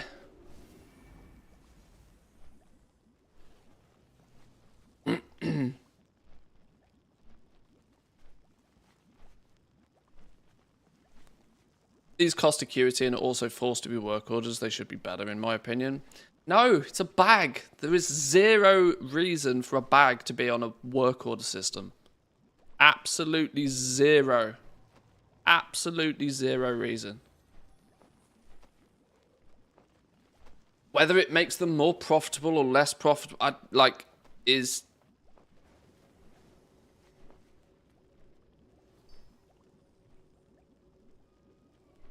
It is almost irrespective.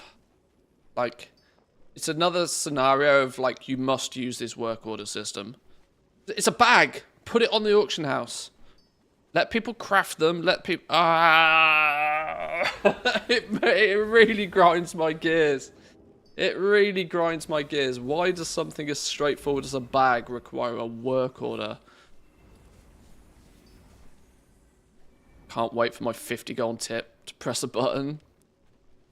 Especially something that it doesn't have quality. There's zero customization on it. There's no reason for it to be on the work order system.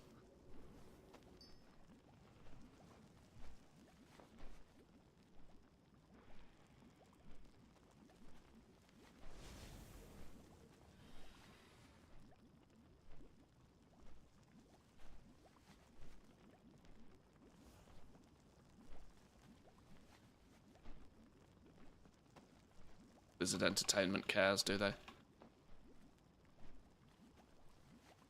Ah, it infuriates me. Infuriating.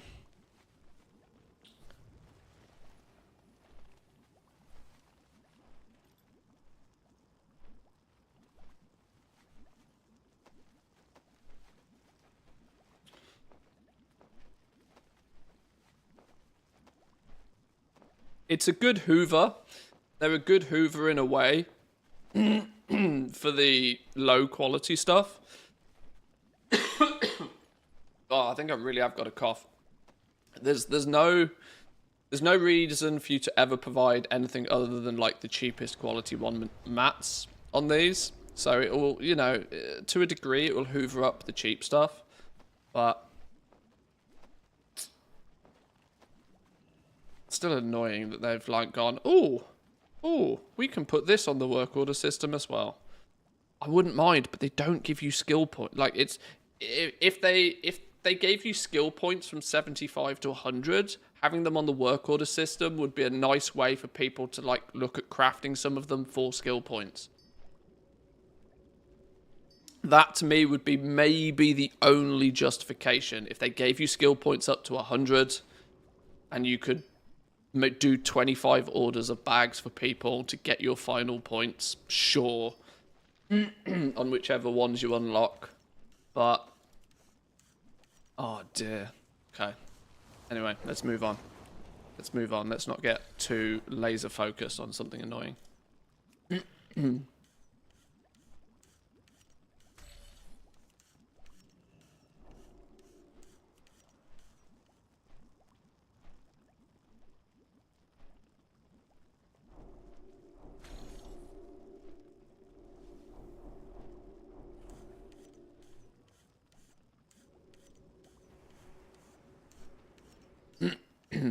Adorning ribbon. We still don't strictly know what's going on with this, by the way. It's on the leveling realms. It's been slapped on the vendor for like 30 gold or 40 gold or something, but I'm not entirely convinced it's going to stay there.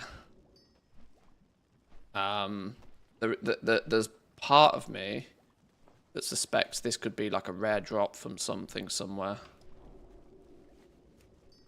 It's used in the coat.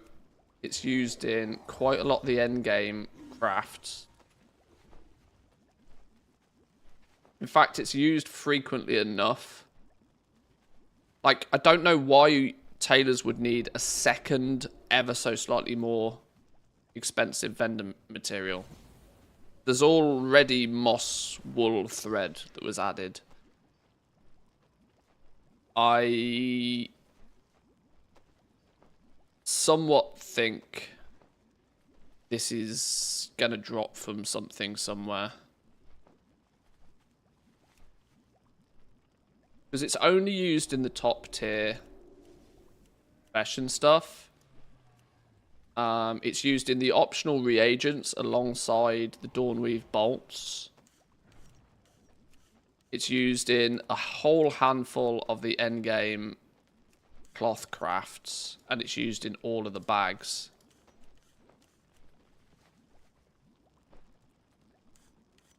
The only thing is it can't be made too expensive, because these bags are already going to be like difficult to justify.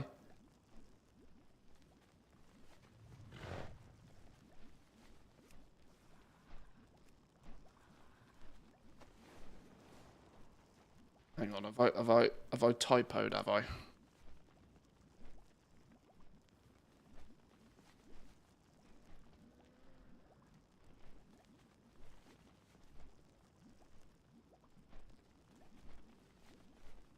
Artisan acuity.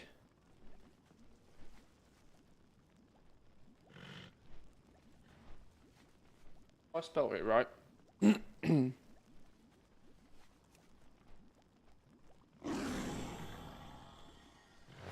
Maybe it's an enchanting byproduct. Used by tailors to adorn powerful, intricate equipment. I don't know. Not sure. If it stays on a vendor, it stays on a vendor, but it seems prime candidate for something that will get slapped on a kill it once per day rare or something like that, you know?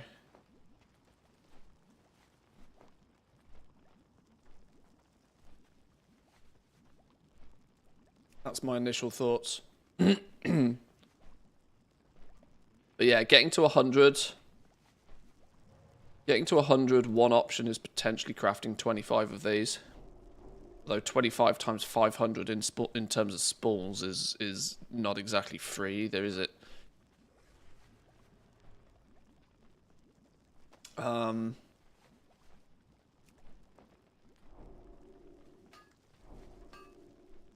I still think that tailoring is going to have a rebalance with its leveling path anyway.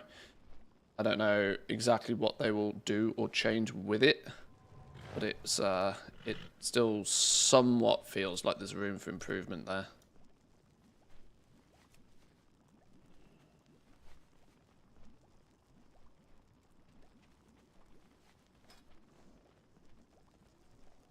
Yeah, it's also interesting that you've got to do something. Presumably, if you go... Can you not get to skill up? You're going to have nearly an impossible time getting to skill 100 if you leave yourself with just these two options. These ones come from a different tree, don't they? These all come from from dawn until dusk.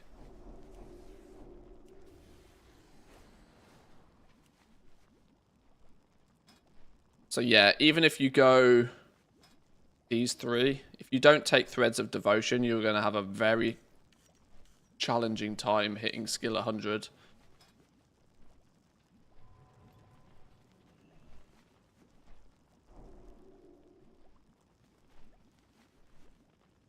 It's quite, in a way, it's quite clever though, because if you go full gear spec, if you go full crafting gear spec and you're going to put all of your points in here nice and fast, you as a main tailor are not going to be able to get your own materials for the first time literally ever. You will have to buy your cloth from other tailors, which I think is quite amusing.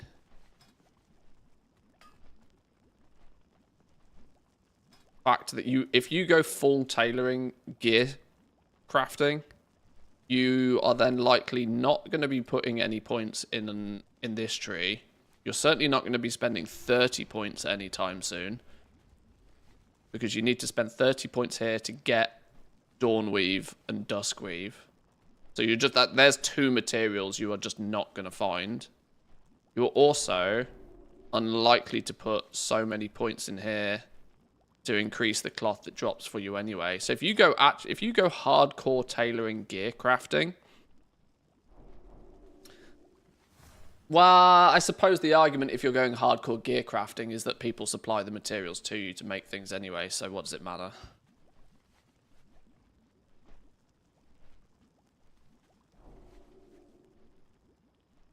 But you're going to be a work order, Andy. An absolute work order, Andy.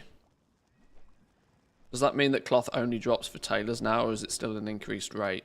No confirmation, but from nearly probably hundreds of hours of playtesting on the beta, cloth does not drop unless you have tailoring. You might find it in treasures. You might find a couple of it in your bags from time to time, but that's likely to have come from treasures, not from like mob drops. It's and the spec trees seem to indicate very much so that you are going to need to be that tailor.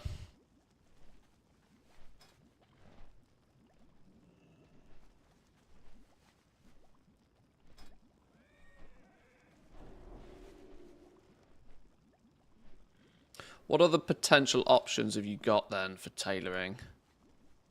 Let's say, I mean, there's the obvious one, isn't there? There's full full aggressive gear crafting, which means you'd start putting points in here pretty quick. You'd start spreading out, picking an optimal route. What do we got over here? Gloves, feet, hats, cloaks.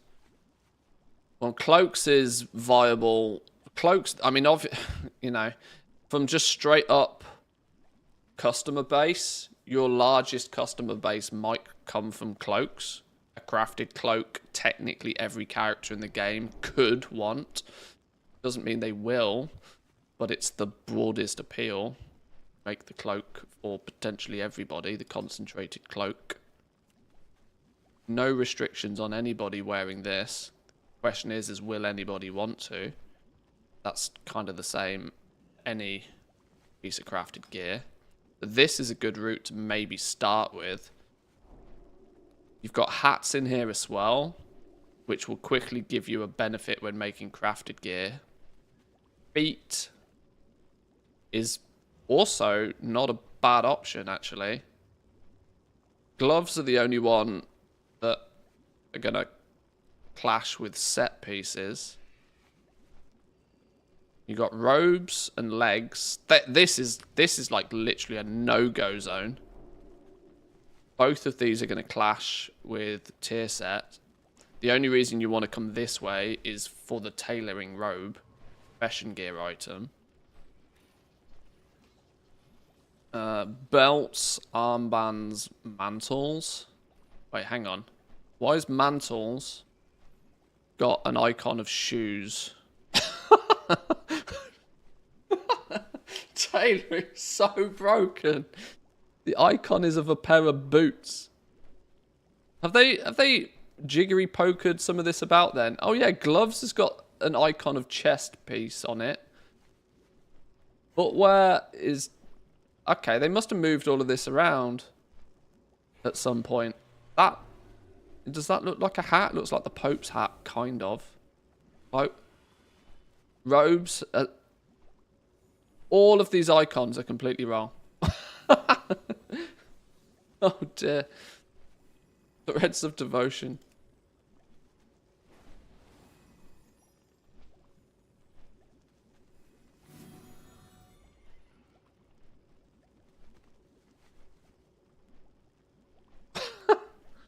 Dear God. Tailoring is so bust. I mean, that's an insignificant thing, really.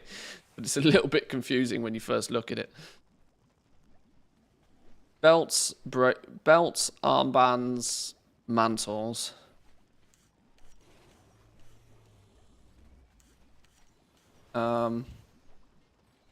Yeah, this route is not bad. This route is not bad. This bit's a bit of a no-go. It's going to clash with tier so heavily.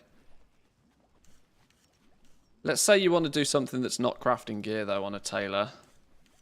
Your alternative options are going to be crafting bolts, the cooldown tailor. The cooldown tailor is still a thing, which you quite simply just want to fill this tree, don't you?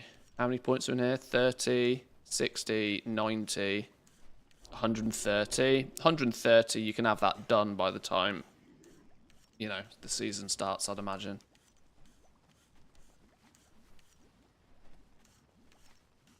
Quality fabric. An increase to what? Is this just flat skill? Reagents and speciality items. Speciality items and reagents. Oh, 30 points in here if you want cloth to drop at Q3. And realistically, it's a good place to just slap some points in anyway. Via leveling, we unlocked this. Optional threads. Polishing cloth, polishing cloth, polishing cloth. So any of the polishing cloths, get some stats on there. Not really an interesting spec though, is it? Where's the polishing cloths? Oh, here we go. I wonder if it's worth paying more attention to these. I wonder if they've managed to get these to a point where people might give a damn about them. I wanted to do a bit of a pass of all of the finishing reagents on the professions at some point. Just because 19%. What's quality 3 on these going to be? Like 25% or something? It's enough resourcefulness that it might start to matter. As long as they are cheap enough to use. Ingenuity by 150. What does 150 ingenuity get you these days? Definitely something. Multi-craft yield by 12%. That going to go 12, 19. Is it 12, 19, and 25?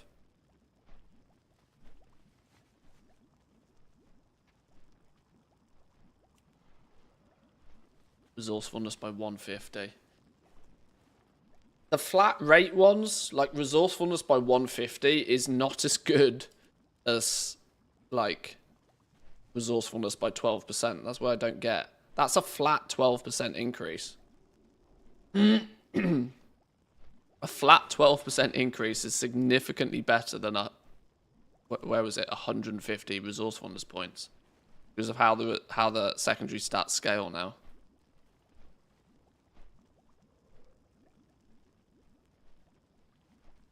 I still don't particularly think that that's going to be a very lucrative market, though. Unless there are some people out there that end up buying these by the boatload. They come along and buy a stack of them. Not convinced yet. Spell threads route. The Weaver Cloth spell thread. Skill at making them. Spell threads. Where have they gone? 3 different spell threads. Weaver Cloth, basic one. Int by 159. Int by 250. Stamina by 3. Int by 250. Mana by 3. It's one of those, isn't it? You're going to use it either way. Everybody's going to use it.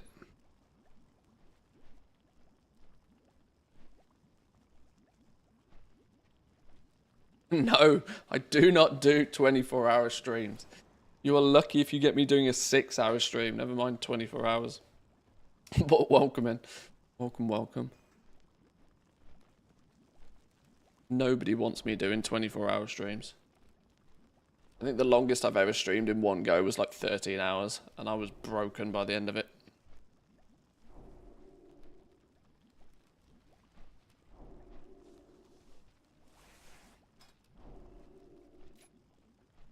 Become the expert at unraveling cloth into spools of various threads. Resourcefulness, weavings. You want to be the bolt maker? The bolt maker is another viable one, I suppose.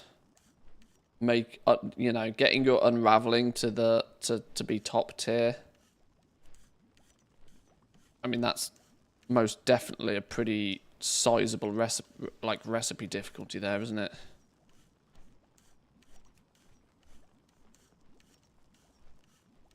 You can take it to tier 2 by using tier 3 materials, even after just basically leveling. Your path to getting this guaranteed quality 3 looks like a long one. Long, arduous journey. Yeah, we need to do some more serious unraveling tests to see just how the rates differ between an unspec'd and a fully spec'd tailor. Can we get profession tools properly on a tailor yet? This is not something I'm going to do on this character, but maybe I should jump on my main tailor.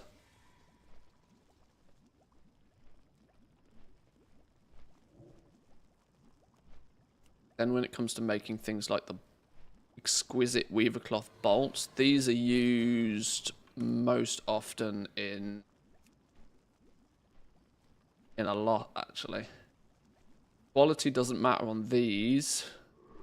Quality doesn't matter on spell threads, but quality's definitely going to matter with the Dawnweave and Duskweave bolts. And of course, any of these things, the quality is going to matter in them as well.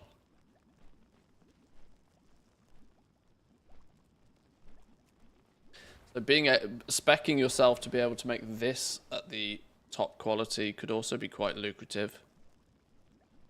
Yeah, even right now, actually. Oh no, because we're at quality 1 still.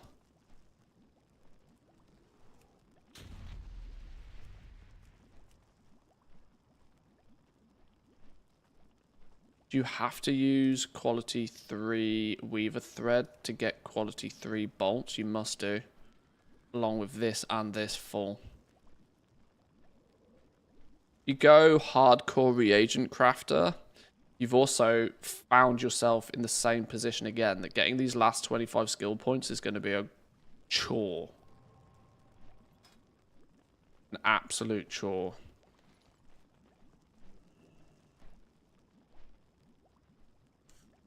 I've tried to put this theory across to both Blizzard themselves and other people, that I don't think people are quite ready for just how expensive quality 3 materials are likely to be.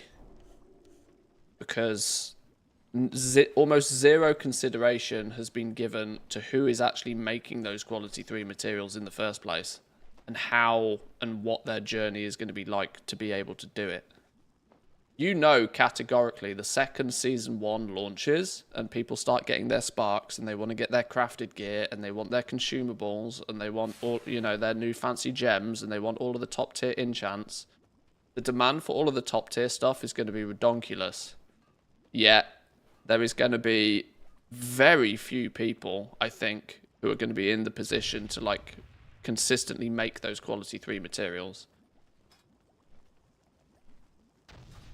I grab, and every time I've looked at a profession so far, I've found the same thing. That those crafters who are going to go down the path of creating the reagents for everybody else are going to have a near impossible time doing it in a reliable and quick fashion. Nowhere near as quick as everybody else is going to start wanting the gear. I buy one of these now. Let's look at what a tailor needs to do to start making top tier bolts. So if you want to start making top tier bolts to sell, like these exquisite weaver cloth ones, for example, we are first going to need, well, we're going to need enchanters to do their bit to provide us with a quality 3 storm dust, which is not easy in the first place, let me add. That means you're going to need enchanters that are heavily spec'd into disenchanting greens, which might not happen instantly, because surprise, surprise, those enchanters might be more incentivized to disenchant blues and epics to a better quality first. So the supply of quality 3 storm dust could be questionable at the beginning. But let's assume that enchanters are doing their part and there's a trickle of quality 3 storm dust nonetheless. We need to get ourselves weavercloth bolts at quality 3, which means we need to be able to get spools of weaver thread at quality 3 via the unraveling system, which if we're going to do that, we're going to start off by absolutely needing to use weavercloth at quality 3. So either ourselves or other tailors, we're going to need a hybrid gathering tailor to have first gone out and actually acquire the weavercloth bolts at quality 3 in the first place to supply the market for those.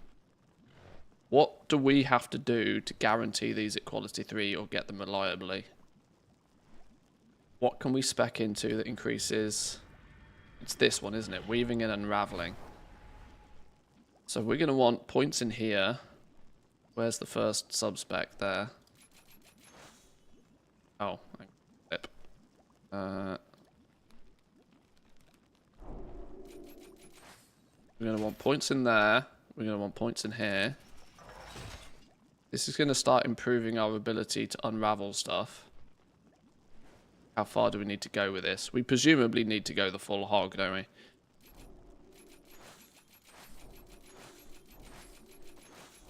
Going to need maximum points in there. That's going to take our Weaver Cloth quality 3 via unraveling to 325 out of 450.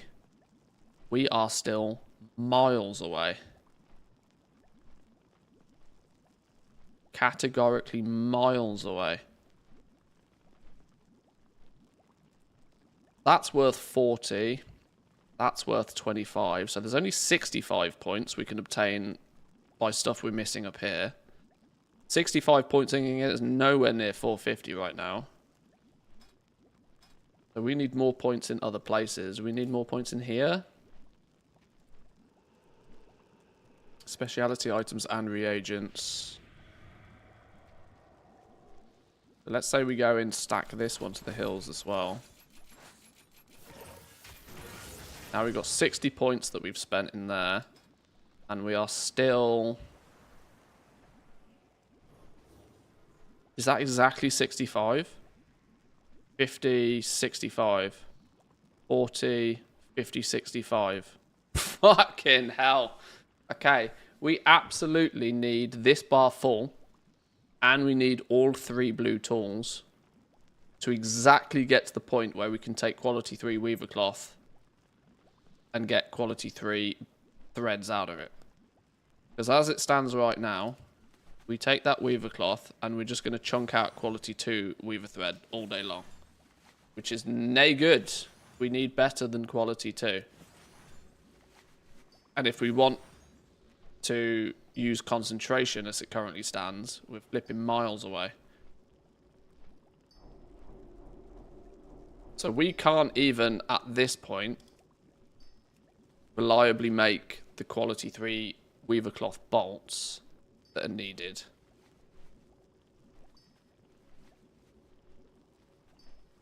We're still a country mile away from getting this in place.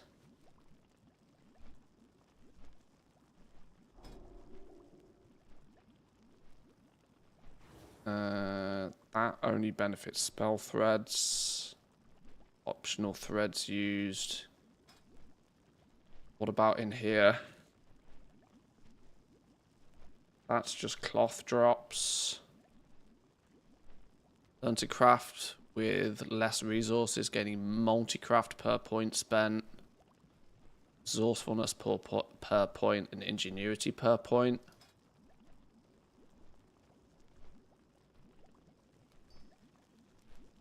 Powerful cloth gear and reagents, gaining +1 skill point. Now, the question is does that apply?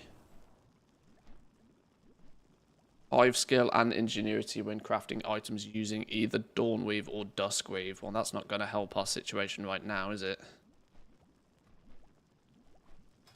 But yeah. Yeah. The only way you're going to have to use quality 3 Weaver Cloth. You're going to have to fill this bar and you have to fill that. And then you can get quality 3 spools of Weaver Thread without concentration. Can we get some basic bitch tools in here? Just to see what the concentration ends up being after we've tried a little bit harder than we have now. Let's say we make our own coat. You'll have unlocked the recipe. You're probably your first 300 artisans acuity is likely to be sent in this direction, isn't it? We need a ribbon, we need 12 of these, and we need some gleaming shards. Yeah, what do you want? Where's these ribbon businesses?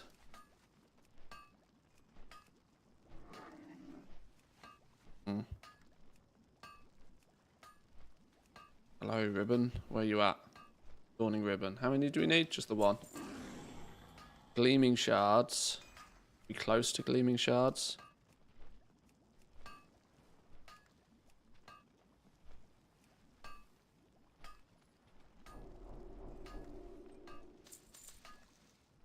Glad I could help. Oh, we need some more of these.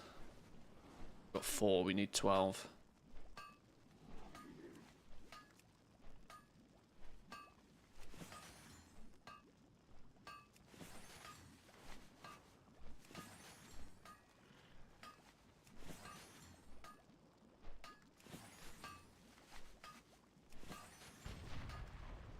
stopped going up.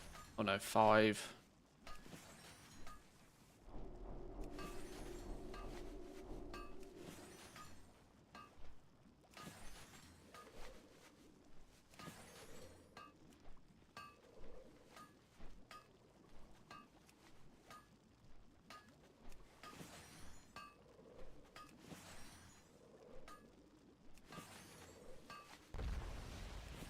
Is there a character level requirement to unlock professions or the weekly knowledge point quests in the War Within?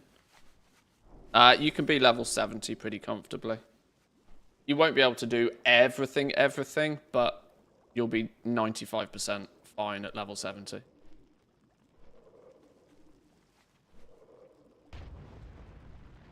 I need one more exquisite bolt. Go. Okay, now we can make our coat. Making this is also going to give us 3 points. It's nice. We ourselves are still only able to make this at quality 2. Quality isn't going to matter at this point. We can always recraft it later. But something is better than nothing. It's going to give us the extra skill we're going to need. It's going to give us some multi-craft and some ingenuity.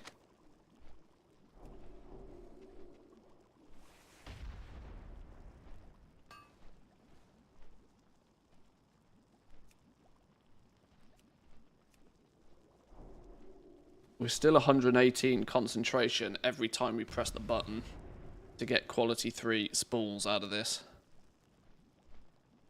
Which is spicy. We would also still be...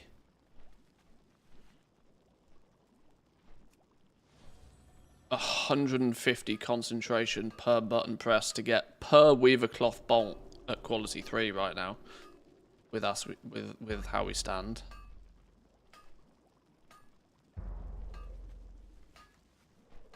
What do tailors do to fix this problem in this scenario?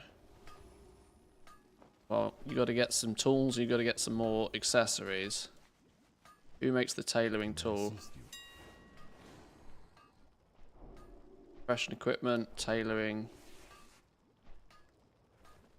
Tailoring tool. Your fabric cutters. Spring-loaded fabric cutters come from engineers. Fortunately. Oh. Is that the one that engineers have to spec into to make? Or is that one of the ones they can discover? I can't remember. It's either going to be easy to get or difficult to get. Let's say you have to let's say you have to just make, you have to settle for a basic one to begin with. Because you can't afford everything straight away.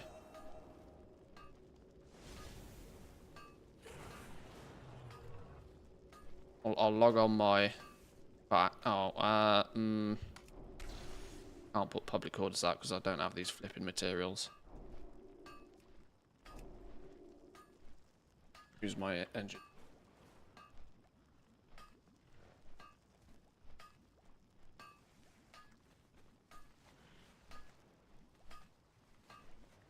Crafting order creation failed. Oh, crafting orders still don't work on the beta. Christ. Okay. Well, I can't test that very easily then. Unless I... Okay, I have to just go on to my enchant and make one and then send it over. There is a solution. The needle set is made by blacksmiths. Goddess, watch over you. Okay. Blacksmith. Blacksmith. Who's my blacksmith? Near cook, tailoring, skinning.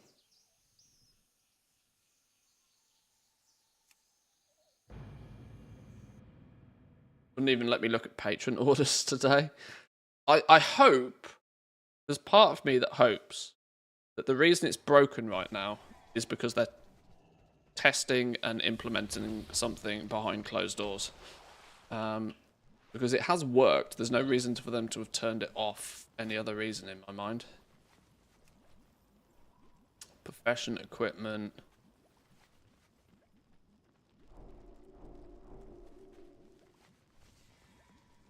Wait, what?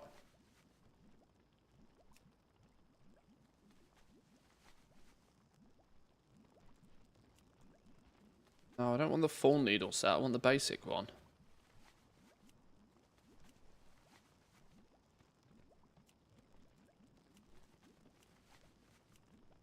Ah, there we go. Basic needle set.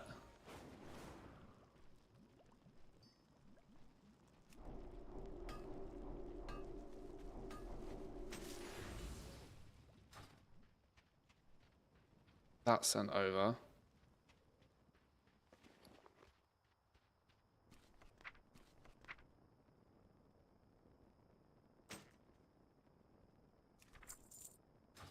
Who's the other one? Engineering.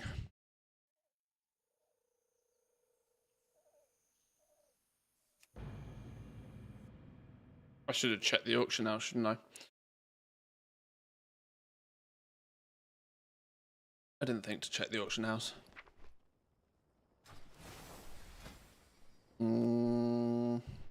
Fashion equipment. Spring-loaded bismuth fabric cutters.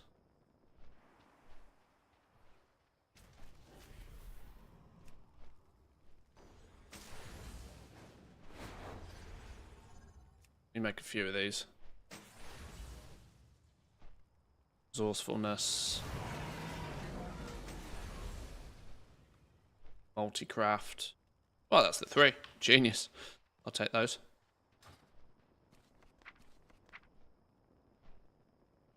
What was the odds of getting all 3 of them right first time?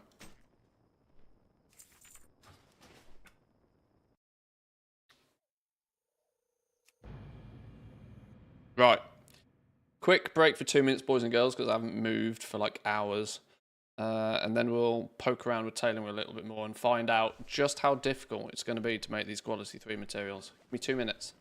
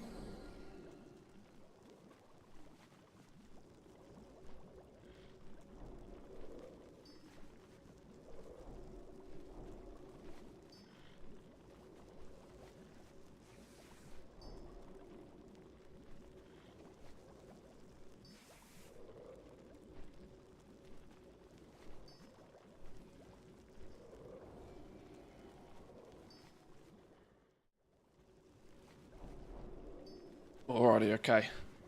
Let's keep at it, shall we? Let's keep at it.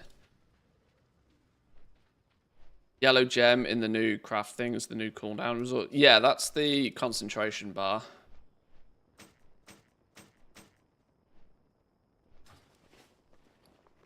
Alright, so now we have a few different ones of these we can use. Plus we can put that on. That's never going to change. So we've now, you know, we've done our basics. We've leveled up we've leveled up the profession. We have a tool to use wherever it's necessary. We've crafted our own tailor's coat. We are still missing 22 points over here and 16 points potentially from here. Not so much we can do about that right now. Let's assume that we are still grinding away trying to get artisans acuity.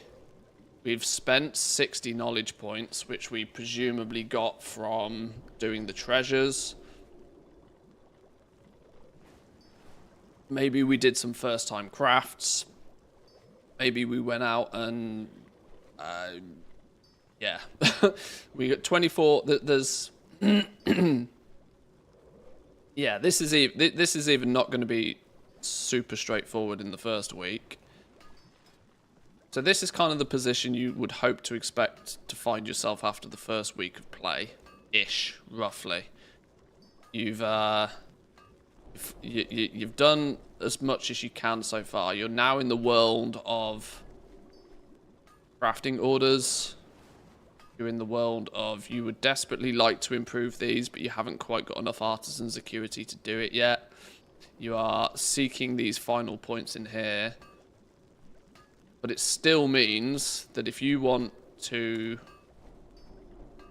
make quality 3 spools of weaver thread, which are needed in further steps down the line, you'd be looking at 114 concentration still per press of the button to get quality 3 spools out of it.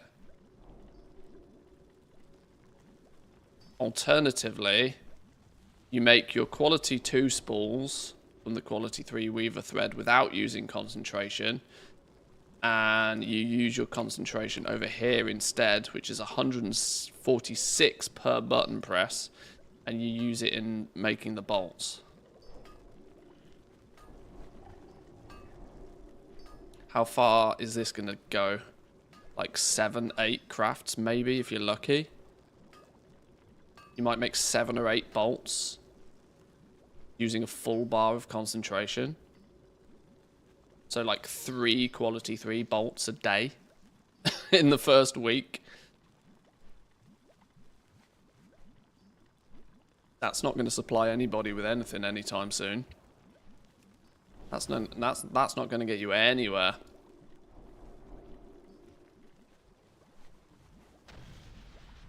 That's before you even start putting it into here. The reason we were looking to get quality 3 weaver cloth bolts to hopefully push us to a point where we can guarantee these, but until we can fill all of this in as well, let's assume that we just bite the bullet and well, actually, this is an interesting thing to note. Now we can guarantee quality 2 weaver cloth bolts using only quality 1 weaver thread.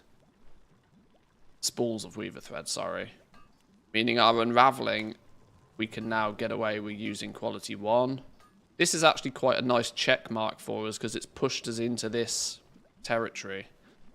It means we have gained ourselves a bit of an advantage. We can now make quality 2 spools off quality 1 materials, which will definitely help our crafting cost. And it will also be quite lucrative for getting these, hopefully. But we can do that all day long. Then when it comes to making the bolts, we can make quality 2 bolts out of any spools that we have. But we're making quality 2 out of quality 1 cloth anyway. So maybe we decide to just make quality 2 bolts for now.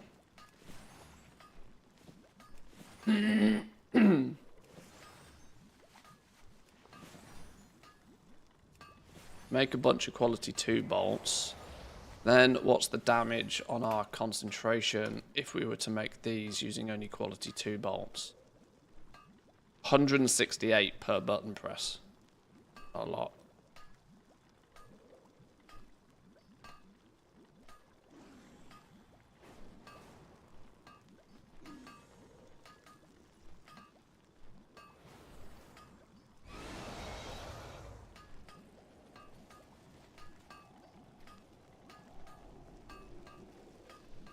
You are so far from here, it's not even funny. And that is entirely down to the fact that you are broken by having this at quality 2. And this is under the assumption that, you know, enchanters are doing their thing to make quality 3 dust, which won't be cheap, nor will it be super readily available at quality 3 either.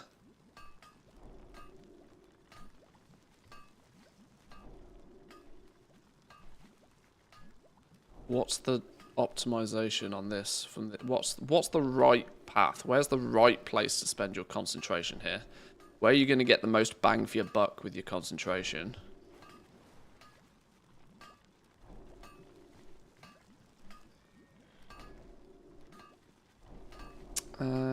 Also haven't unlocked the ability to use these yet. Where do we do that? Finishing reagents on these.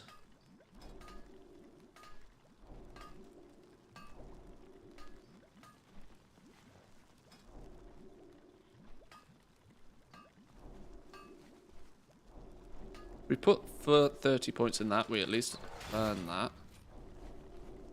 Where are we getting that from?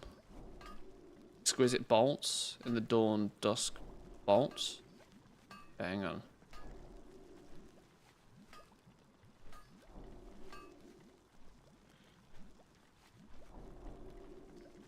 This is purely increasing your chance to find cloth.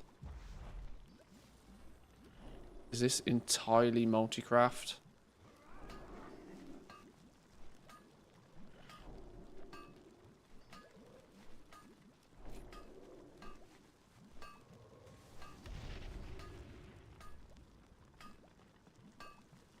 Yeah.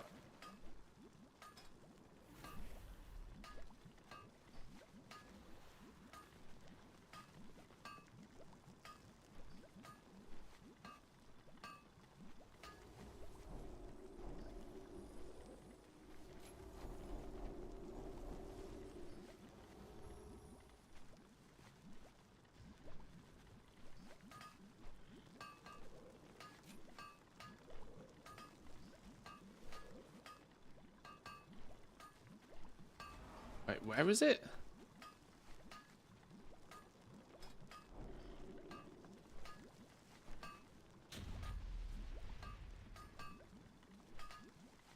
Learn to use optional reagents to upgrade item level on most cloth stuff. Please don't tell me it's in here. Have I missed a trick here?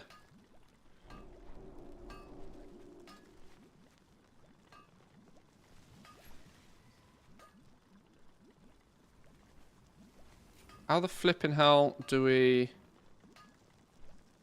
unlock the ability? How do we unlock the ability to use finishing reagents on these?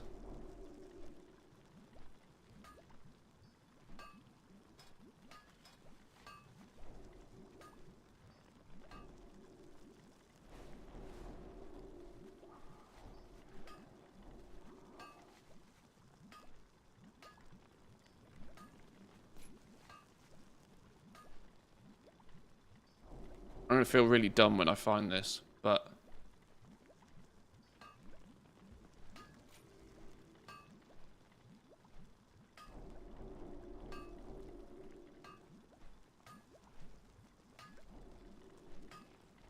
that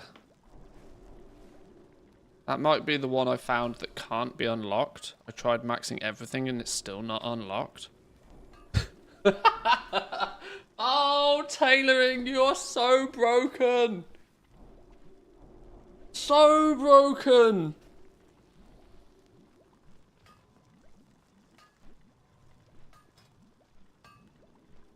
Okay.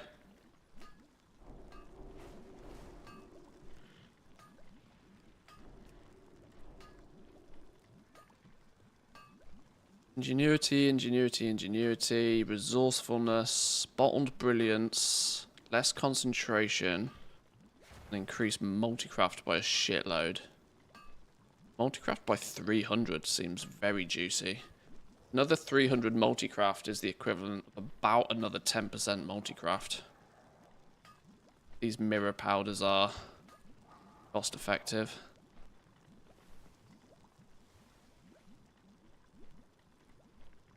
Quality fabric, 25 out of 30. Oh, is it one that should have unlocked here, but hasn't? Gain 30 ingenuity when crafting speciality items and the reagents and learn the final subspec.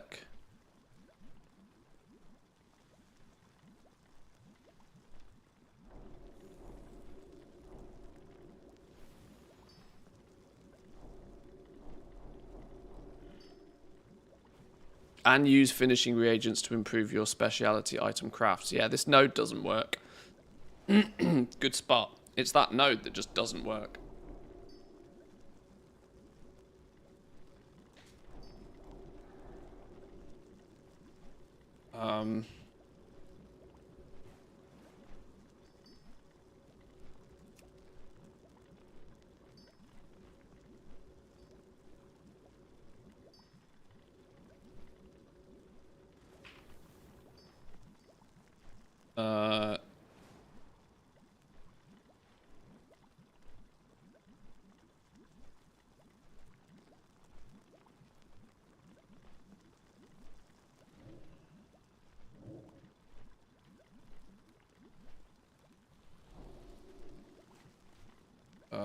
On exquisite bolts. They're called exquisite weaver cloth bolts.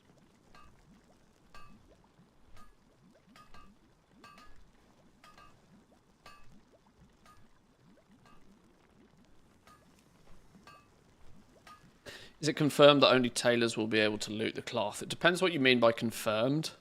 If my 200 hours plus of testing is enough confirmation.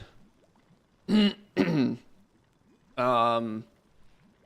have not openly come out and said, oh yeah, tailors, only tailors get cloth, but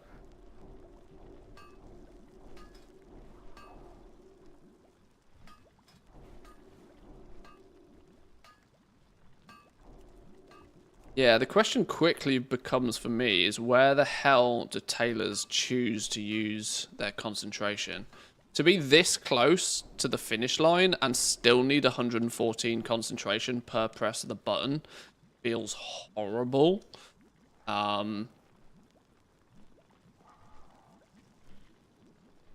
If we spend 1,000 concentration here,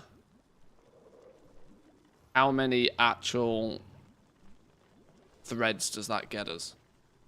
We concentrate here and we go bish bash bosh. Then burn all our concentration making quality 3 spools of weaver thread. What does it get?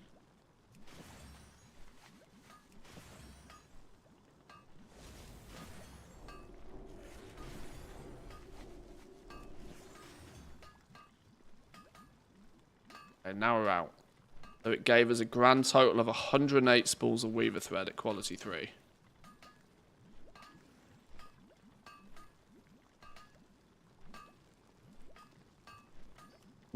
Of which we can then...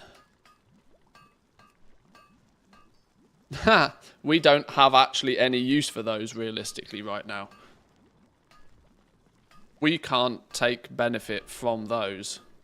Because to make quality 3 weaver cloth bolts, we would still need to throw 114 concentration at making even those.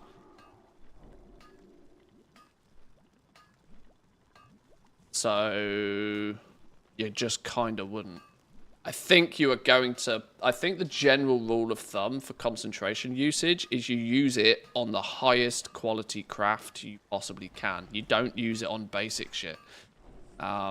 Hang on, where's the button that gives me concentration back? Nope. Ancestors watch over you. Go Yeah. in peace. It has a 2-minute cooldown and only gives 500 back, which is annoying, but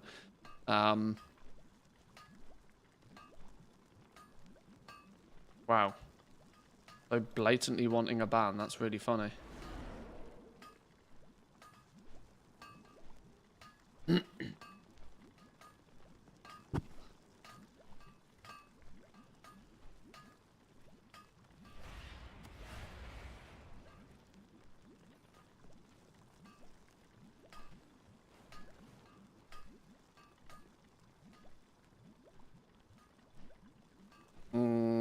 Let's now see what happens if instead we use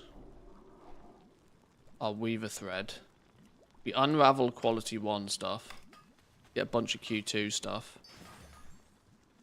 In doing that, we get writhing samples at the same time, which we can just bin off. We just sell those. That's a nice little bit of profit. We then we use the quality 2s we've got from here. Not that it actually makes a blind bit of difference. We should theoretically, we should be selling the quality 2s on the auction house and buying quality 1s instead at theoretically a cheaper price, and using these to make the quality 2s, which is a weird position to be in. But that won't quickly push quality 2s to be near enough the same price as quality 1s anyway, I would imagine.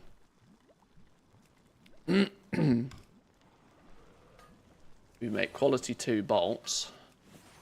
We make a bunch of quality 2 bolts. Many quality 2 bolts as we need. We can make these in practically an unlimited quantity. Just quality 1 weaver cloth now.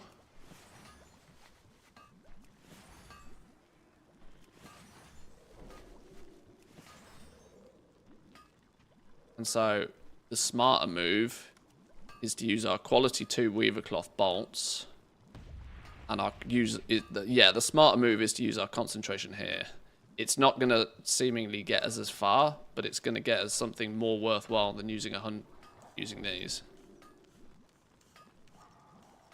Concentrate here, 168 a go.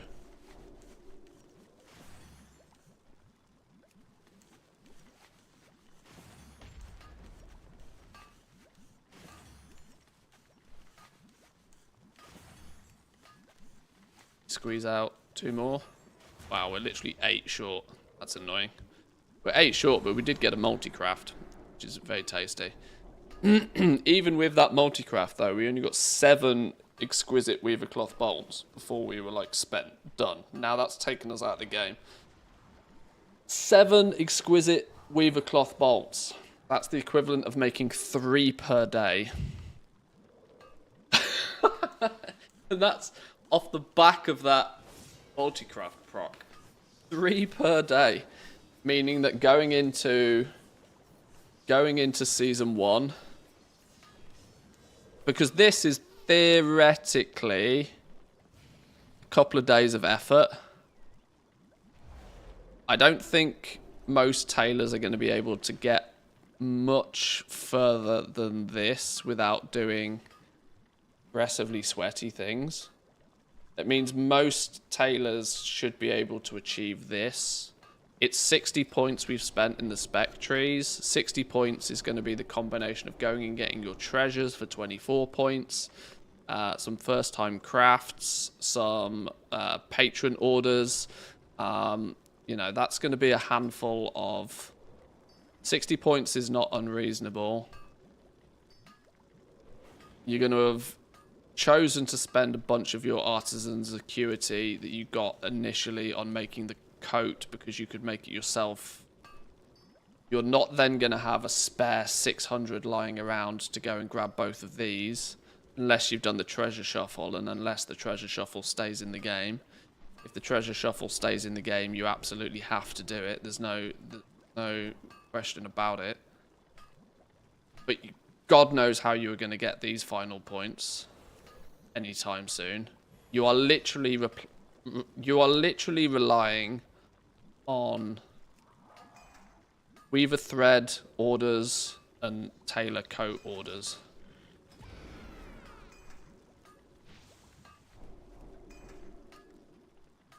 But nothing here is going to give you a skill point. Be looking for actual, real, legitimate orders. Most tailors are going to craft their own ones of these, which means orders are going to be a little bit difficult to come by. You'll get orders from presumably...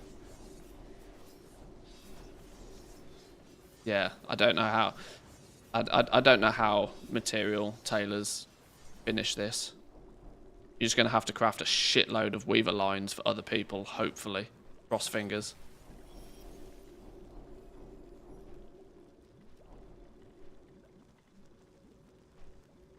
by recrafting the coat. See if it gives skill. 20 artisan security for a recraft. We're not going to use our big expensive ones of those, but gleaming shard and an exquisite weaver cloth bolt. Let me grab some gleaming shards then. Welcome, friend. If you ever need anything.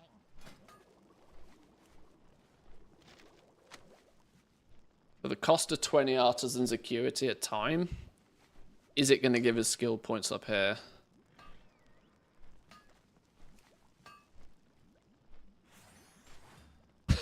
Nope. Nope.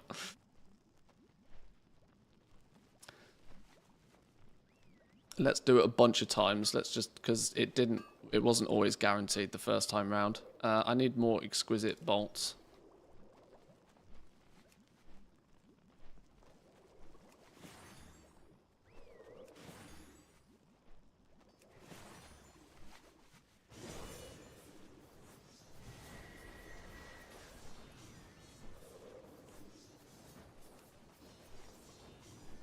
Weaver lines is 2 acuity alts.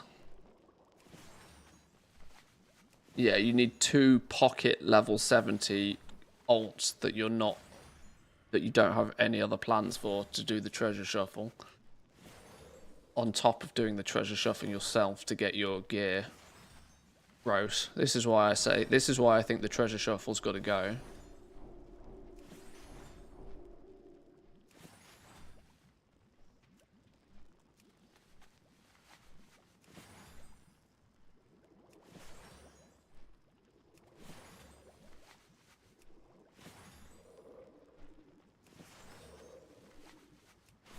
There's 12. That's enough for another couple of recrafts.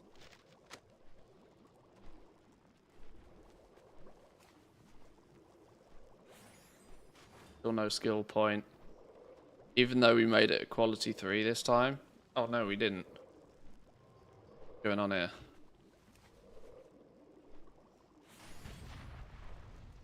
No.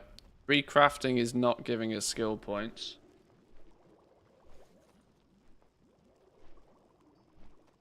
So you either need to find legitimate brand new orders, get lucky with patron orders, or craft weaver lines, or spec deep into something that you don't plan to spec deep into.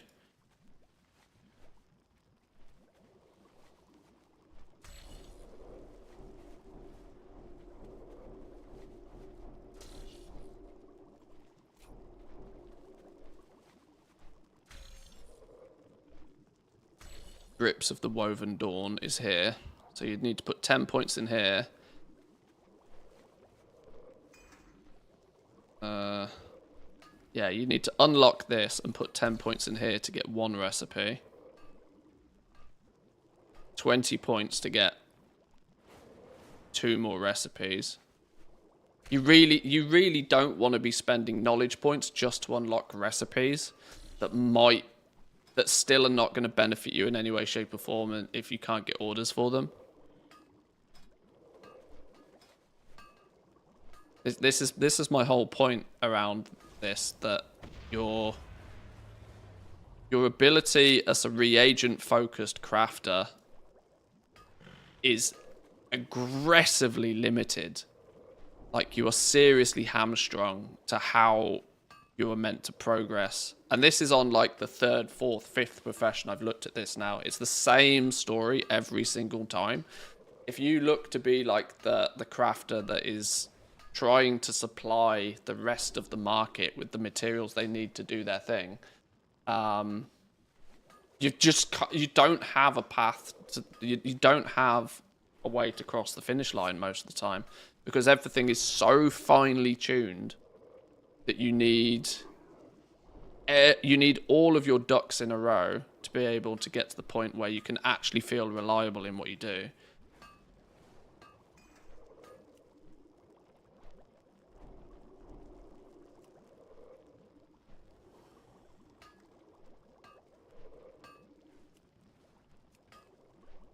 Because you'd have to take quality 3 weaver cloth. You're still many points away from this. What are we missing up here? We're missing 16 points up here. And we're missing 22 points up here. What, 16 and 22? 38. It's exactly the points we're missing here. So you need all of these at blue, and you need this bar at 100 before you can unravel quality 3 weaver cloth into weaver cloth bolts all day long.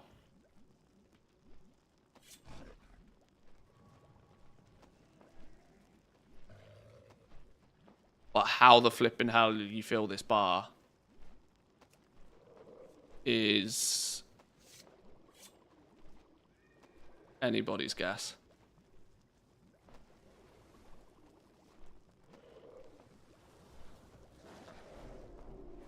Well, that's another profession to put on the pile of professions that are going to be incredibly difficult to get to the point where you can actually supply the market. The trick is, though, here, right? The trick is all it's going to take is one person to be able to figure this out somehow. This is why players are going to look so aggressively at cheesing, because you're going to get the entire region to yourself if you can cheese this, right? If you can somehow magically get this and this at blue, which could be achieved by this treasure shuffle. The treasure shuffle to get this and this to blue, and as was mentioned a minute ago, if you can just get 2 alts to go and do the treasure shuffle to get 1,300 artisan security each, will be enough for those 2 alts to then order like 12 weaver threads each, which will get you across the finish line up here. So you have to sacrifice 2 level 70 alts and do the treasure shuffle yourself to min-max this. And you could, in theory, I know it's going to take a long time to like do the treasure shuffle. Well, it's going to take a couple of hours to do the treasure shuffle on each character. You'd have to do it 3 times, but you could theoretically, if the treasure shuffle stays in the game, you could theoretically have your tailoring maxed and full blue tools day 1 of the expansion.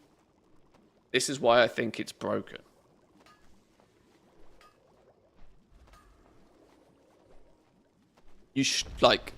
Blizzard cannot possibly have intended players to cap this on day 1. A couple of alts could get you there with the tailoring coats too, depending on how long they give the 3 skill for. Well, we can sort of push a little bit now, because of course on the test realms we can fake this, but I've been trying to simulate just how cripplingly difficult it is if you go this route. I'm tempted to leave this character in the same position he is, though, just to showcase, because it's a really good example.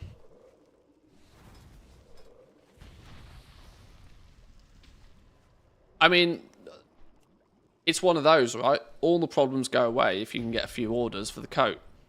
You know, if you can find a few tailors out there that want you to make their coat for them, and they're willing to... Let's not forget the other tailors are going to have the problem that unless they're doing the shuffle, they won't have the artisan security to send this way anyway. It's not a given that orders will come in particularly fast for this sort of stuff anyway. Because if you're thinking of doing degenerate things, then a lot of the other tailors might be also like everybody else is also potentially thinking the same.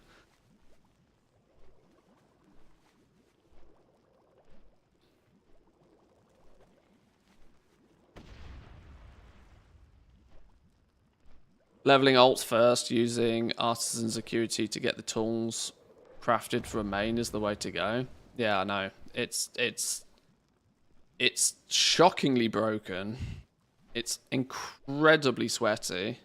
Now, if you were just straight up doing the profession shuffle, not the treasure shuffle, shuffling through the professions and leveling them all up, trying to harvest artisan security is going to be very expensive, because you're going to need to buy vast quantity of materials, and you're going to need to do it on day 1 of the expansion as well. You have to do this before you can start leveling your actual main profession. So your prerogative is to do it as fast as possible. You're going to want to, so you're going to be paying a monster of a premium on early materials to do the shuffle. Let's say it costs you 50k per profession, which is not outrageous. 50k per profession times the 8 crafting professions, that's 400,000 gold just to do the profession shuffle. That might get you, I don't know, I haven't figured this out, but it probably isn't going to get you that much artisan security.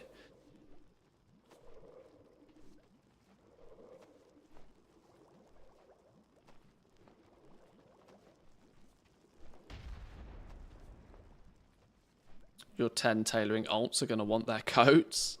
Well, that is sort of true.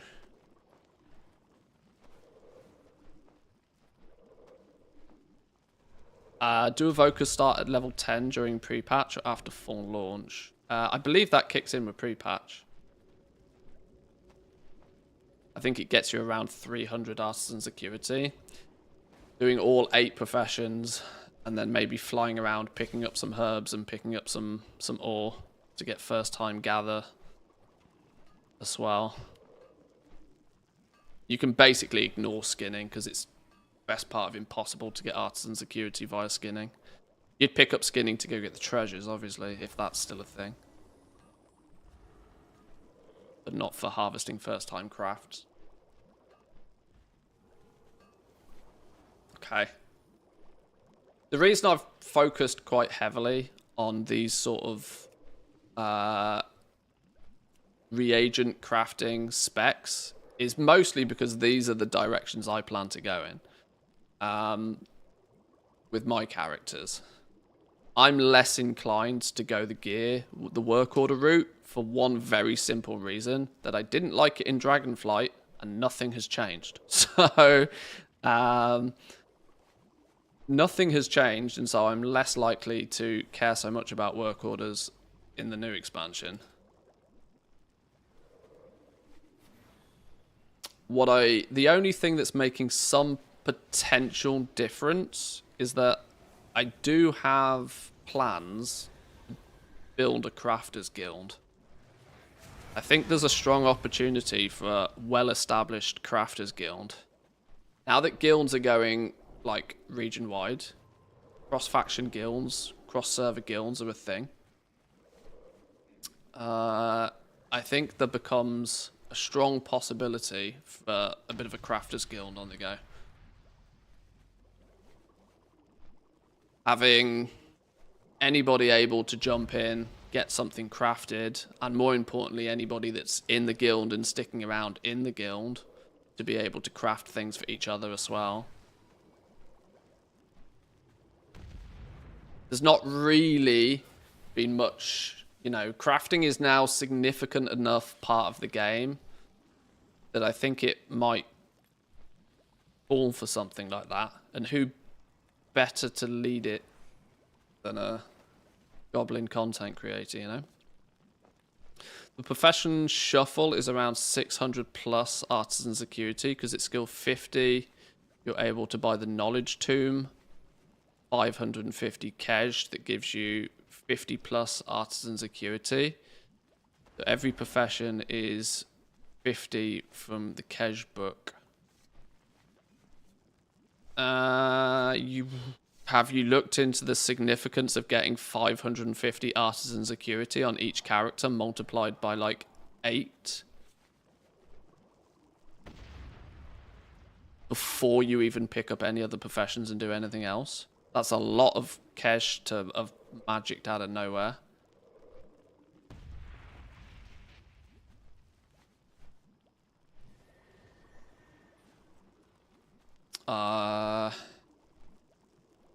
Star Schmucks Cartel.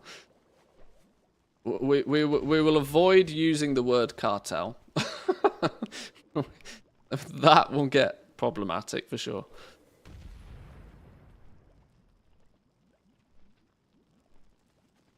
Yeah, 550 cash 4,000 of that currency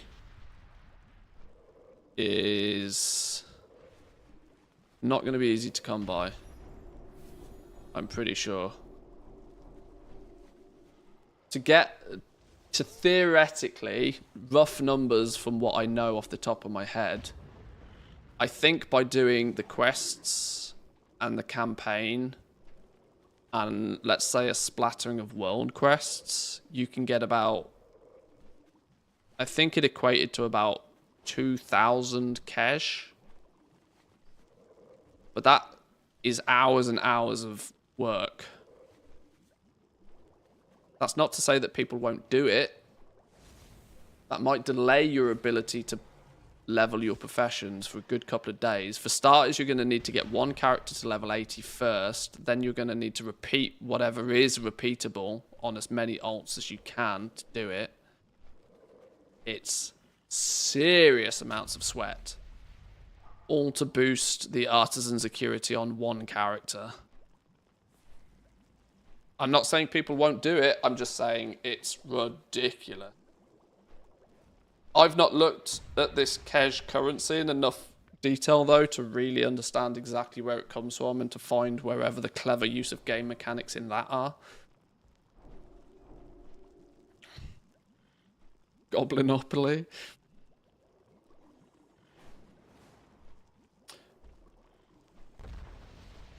Rather alt treasure farm on multiple. That'd be more time efficient and less brain power. Well, yeah, I don't know. Let's see what Blizzard does, shall we? Let's see what they do. I mean, if they leave the gate wide open for all of this, you don't need to do the profession shuffle, particularly if they leave these treasures the way they are. If they choose to leave the treasures the way they are, you just do the treasures on a couple of characters, a couple of alts, and you get so much artisan security. You've basically paid for your tools. You do the shuffle on your whatever your main profession is, and that will pay for all of your knowledge books. By that point, you're just GG. You don't need to do the profession shuffle particularly, which is all the more reason why I think it's a little bit broken, because it's not adding anything to the economy. At least if people are doing the profession shuffle, they are buying a disgusting amount of materials very early in the expansion, which is, you know, contributing to the economy at the very least.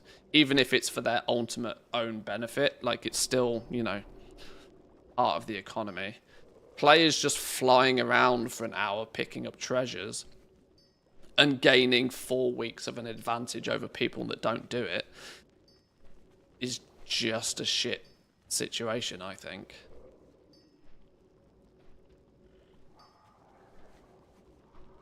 Farm all the profession treasures on a few characters, make the tools, GG. Yes, yeah, you basically have just throwaway characters. Throwaway characters that make the tools. You do whatever you need to do on that throwaway character to unlock making the tool that you need on your main character. And then you set a personal order from your main to get the artisan security, quote unquote, for free. Then those characters go in the bin after. A 2-hour remix alt. You know. Put the character in the bin after. Or set them up doing something that's, you know, more long term. Oh dear, there could be some sweaty plays.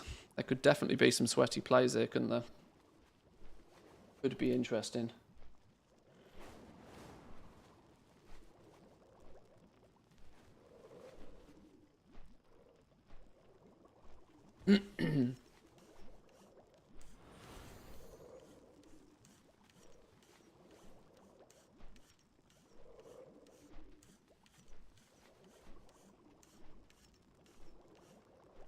I hate the system, but I'll definitely do it if it's the way.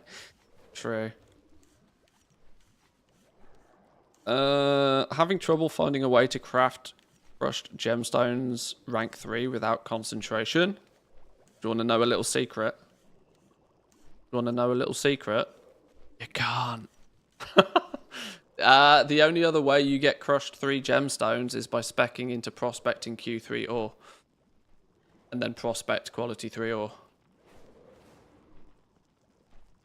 That's the trickle supply of quality 3 gemstones. Rushing for it, you have to use concentration. So, I'll give you the answer. You can have that one for free. Okay, I don't know if there's too much more I need or want to do with tailoring.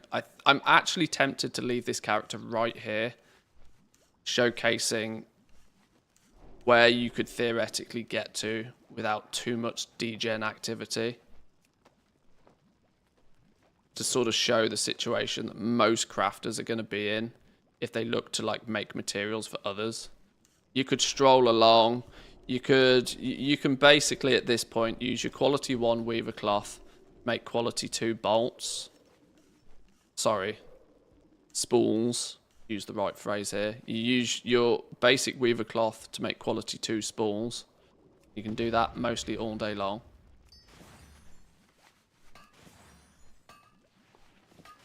You take those quality 2 spools, and technically the right thing to do at this point is to sell them on the auction house and to buy quality 1 spools instead, as they will likely be cheaper, because you can use quality 1 spools. You can get away with using quality 1 spools at this point. Not that I have any to hand. Can I buy quality 1 spools off this vendor? Time is money, friend. You maybe? Pleasure doing business with ya. So you would take your quality 1 weaver cloth, you'd make your quality 2 spools, you'd sell the quality 2 spools on the auction house, you'd buy quality 1 spools in place, assuming there's at least a 5% difference between these, accounting for the auction house fee. You would then look at crafting your weaver cloth bolts at quality 2 using the quality 1 spools. And you could skip the process really and just buy your quality 1 spools straight off the bat. But this will make you your quality 2 bolts guaranteed at Q2. With these quality 2 weaver cloth bolts, what you then do is you throw them into here. You buy yourself some Q3 storm dust off an enchanter that knows what they're doing. And this is where you throw concentration at it. You then use your concentration here to make a very, very small drip-fed amount of Q3 weaver cloth bolt, exquisite weaver cloth bolts onto the market, which will then be attractive to anybody looking to optimize the quality of their tailor's coats will be interested in quality 3 bolts. Anybody looking at these spell threads initially might be interested in quality 3 bolts. Anybody that's crafting Dawnweave bolts or Duskweave bolts is, if they want to be making these at quality 3 as well, more than likely to need quality 3 exquisite weaver cloth bolts. Anybody that comes along after the season start and wants a piece of PvP gear made is going to need quality 3 weaver cloth bolts. And look how many you need per craft, right? Sure, the demand for this isn't going to kick in very quickly, but what did we calculate it to be? Like 2 to 3 of these a day using your concentration. 2 to 3 of these a day, 14 days. You might make 28, 30 exquisite weaver cloth bolts by the time the season starts. That's enough to make your own bit of gear, and then a few to spare. When the demand for cloth gear kicks in, when people start getting their sparks and go into the auction house to buy these, guess what's going to happen to these exquisite weaver cloth bolts? They are going to get hoovered up and quadrupled in price, because there won't be enough of them. There won't be enough of them. And there will be very, very, very select few people who will be able to actually produce them at quality 3 every time guaranteed. And the only way they do that is by using quality 3 weaver cloth bolts. Fuck knows how they get them.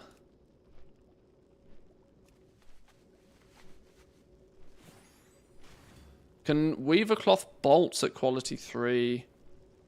Oh, there is only one other thing that I've not considered yet. Doesn't the Spectre allow you to find weaver cloth bolts? Wasn't there somewhere that says you find both bolts and... Cloth from humanoids will sometimes drop at quality 2. Cloth from humanoids will drop at quality 3.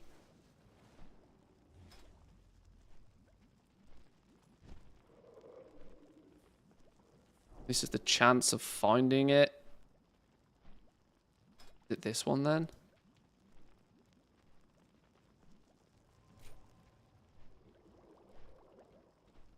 Learn to find scraps of Dawnweave from humanoids and how to craft Dawnweave bolts. I'm pretty sure I saw something somewhere that lets you find bolts as well. What bolts were they? Where the hell was it?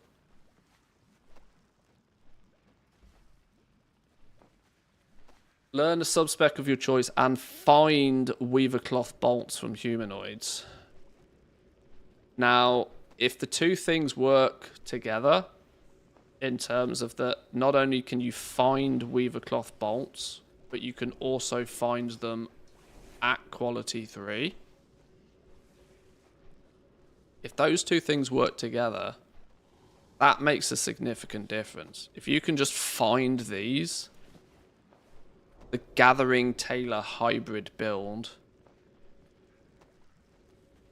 will be the supply of quality 3 bolts for here, and then a lot of the problem goes away.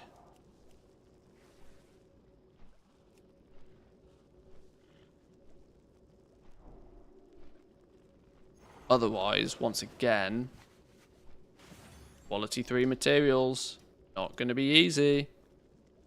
Because at this point still, let's not forget, even using quality 3 bolts here. In fact, that is an outrageously pathetic change. That is an outrageously pathetic change. From 168 to 140 by moving up to using quality 3 bolts. Wow, that's pathetic. It's almost not worth bothering. I mean, every little counts, sure, but dear Lord.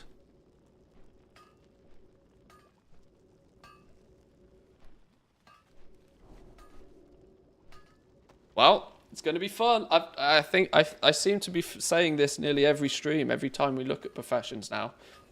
The more and more and more I look at it, the more and more and more I'm convinced that quality 3 materials are going to be absolutely outrageous prices. Outrageous prices. Until people figure out a way to max these out.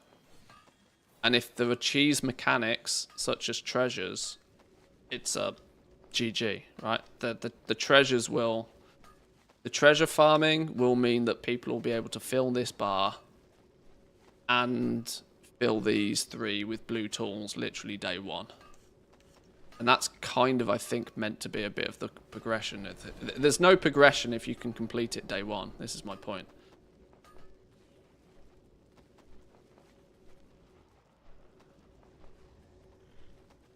Can you make a guess on different rank 3 mats? What do you mean? And can I make a guess to the price? Not easily.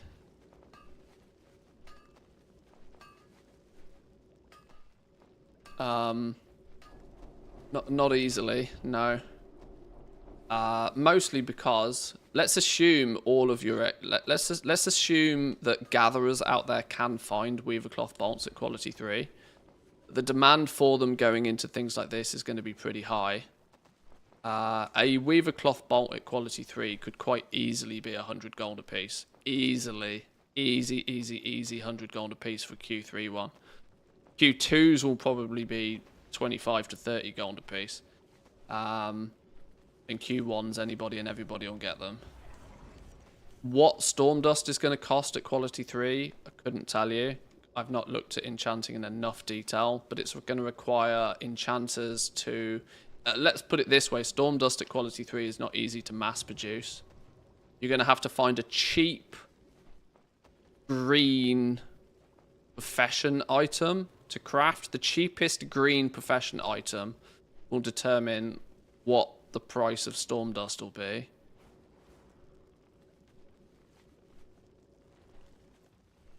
$100 at 3 a day with concentrate. No. I was talking about the weaver cloth bolts here to begin with. You got to get a baseline of what your materials are going to cost. If you're looking at a few $100 here, probably $100 here, you've only got like 350. Like the crafting cost is almost doesn't matter. Crafting cost doesn't really matter so much when there's such a limit to the amount of them that you can produce.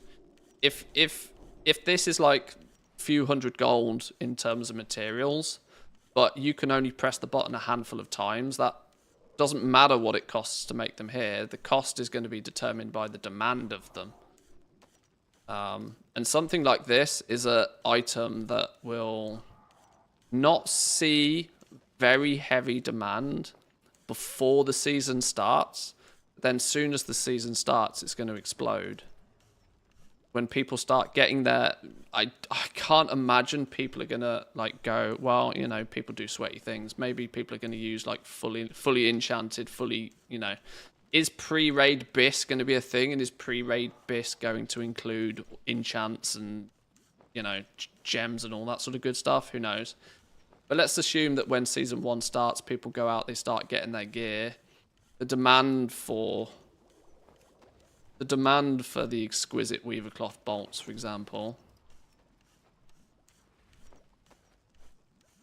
is going to come from endgame gear and top-end profession gear. I don't know how many crafters out there are going to try and optimize the quality of the gear up here too soon.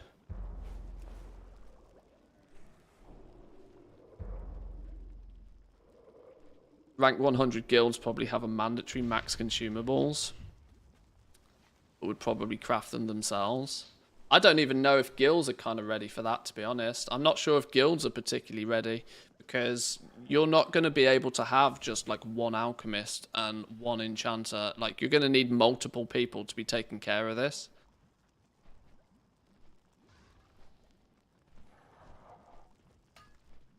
Because your concentration might not stretch very far until you can min-max things. Until you can guarantee things. I don't know. It's super difficult because until it's live, it's in the hands of people and you see what everybody does, it's almost impossible to predict. But every time I look at it, it becomes more and more and more apparent to me that the top quality consumables, the top quality enchants, gems, and then, not to mention top quality gear, quality 5 gear could end up being ludicrous prices. Just simply from a material cost. When we looked at blacksmithing the other day, we guesstimated that like you could easily have like 50 to 100k just material costs for some of the crafted gear. But we've had 100k enchants in Dragonflight, so that clearly doesn't scare people. Could be fun. Could be fun. The profits are likely to be big, but you'll be limited by how many things you can craft and sell per day. This is why scaling outwards rather than upwards, in terms of having more alts, is the way to go. But boys and girls, I'm going to leave it there for today. There are many things I need to be doing outside of stream times at the moment. Since this week is a little bit shorter for me because I'm away at the end of the week. I need to make sure I get things sorted prior to that. But thank you all for joining today. I hope this is useful for people. It's kind of me just like brain dumping information. I hope it's useful to you guys. I hope it showcases what some of the professions are going to look and feel like once we go into the expansion. We'll be back tomorrow. Tomorrow is going to be the last day of Dragonflight, technically, because then we'll be on patch 11.0. Wow, that's exciting. Last day of Dragonflight tomorrow. Holy shit, that's just sunk home. That's going to be cool. That's going to be really cool. Right. Hit the follow button if you haven't. Hit the sub button if you haven't. Whether you're on Team YouTube or Team Twitch, wherever you're watching. Thank you all for joining. Have a wonderful rest of your day. And I'll see you tomorrow. Peace.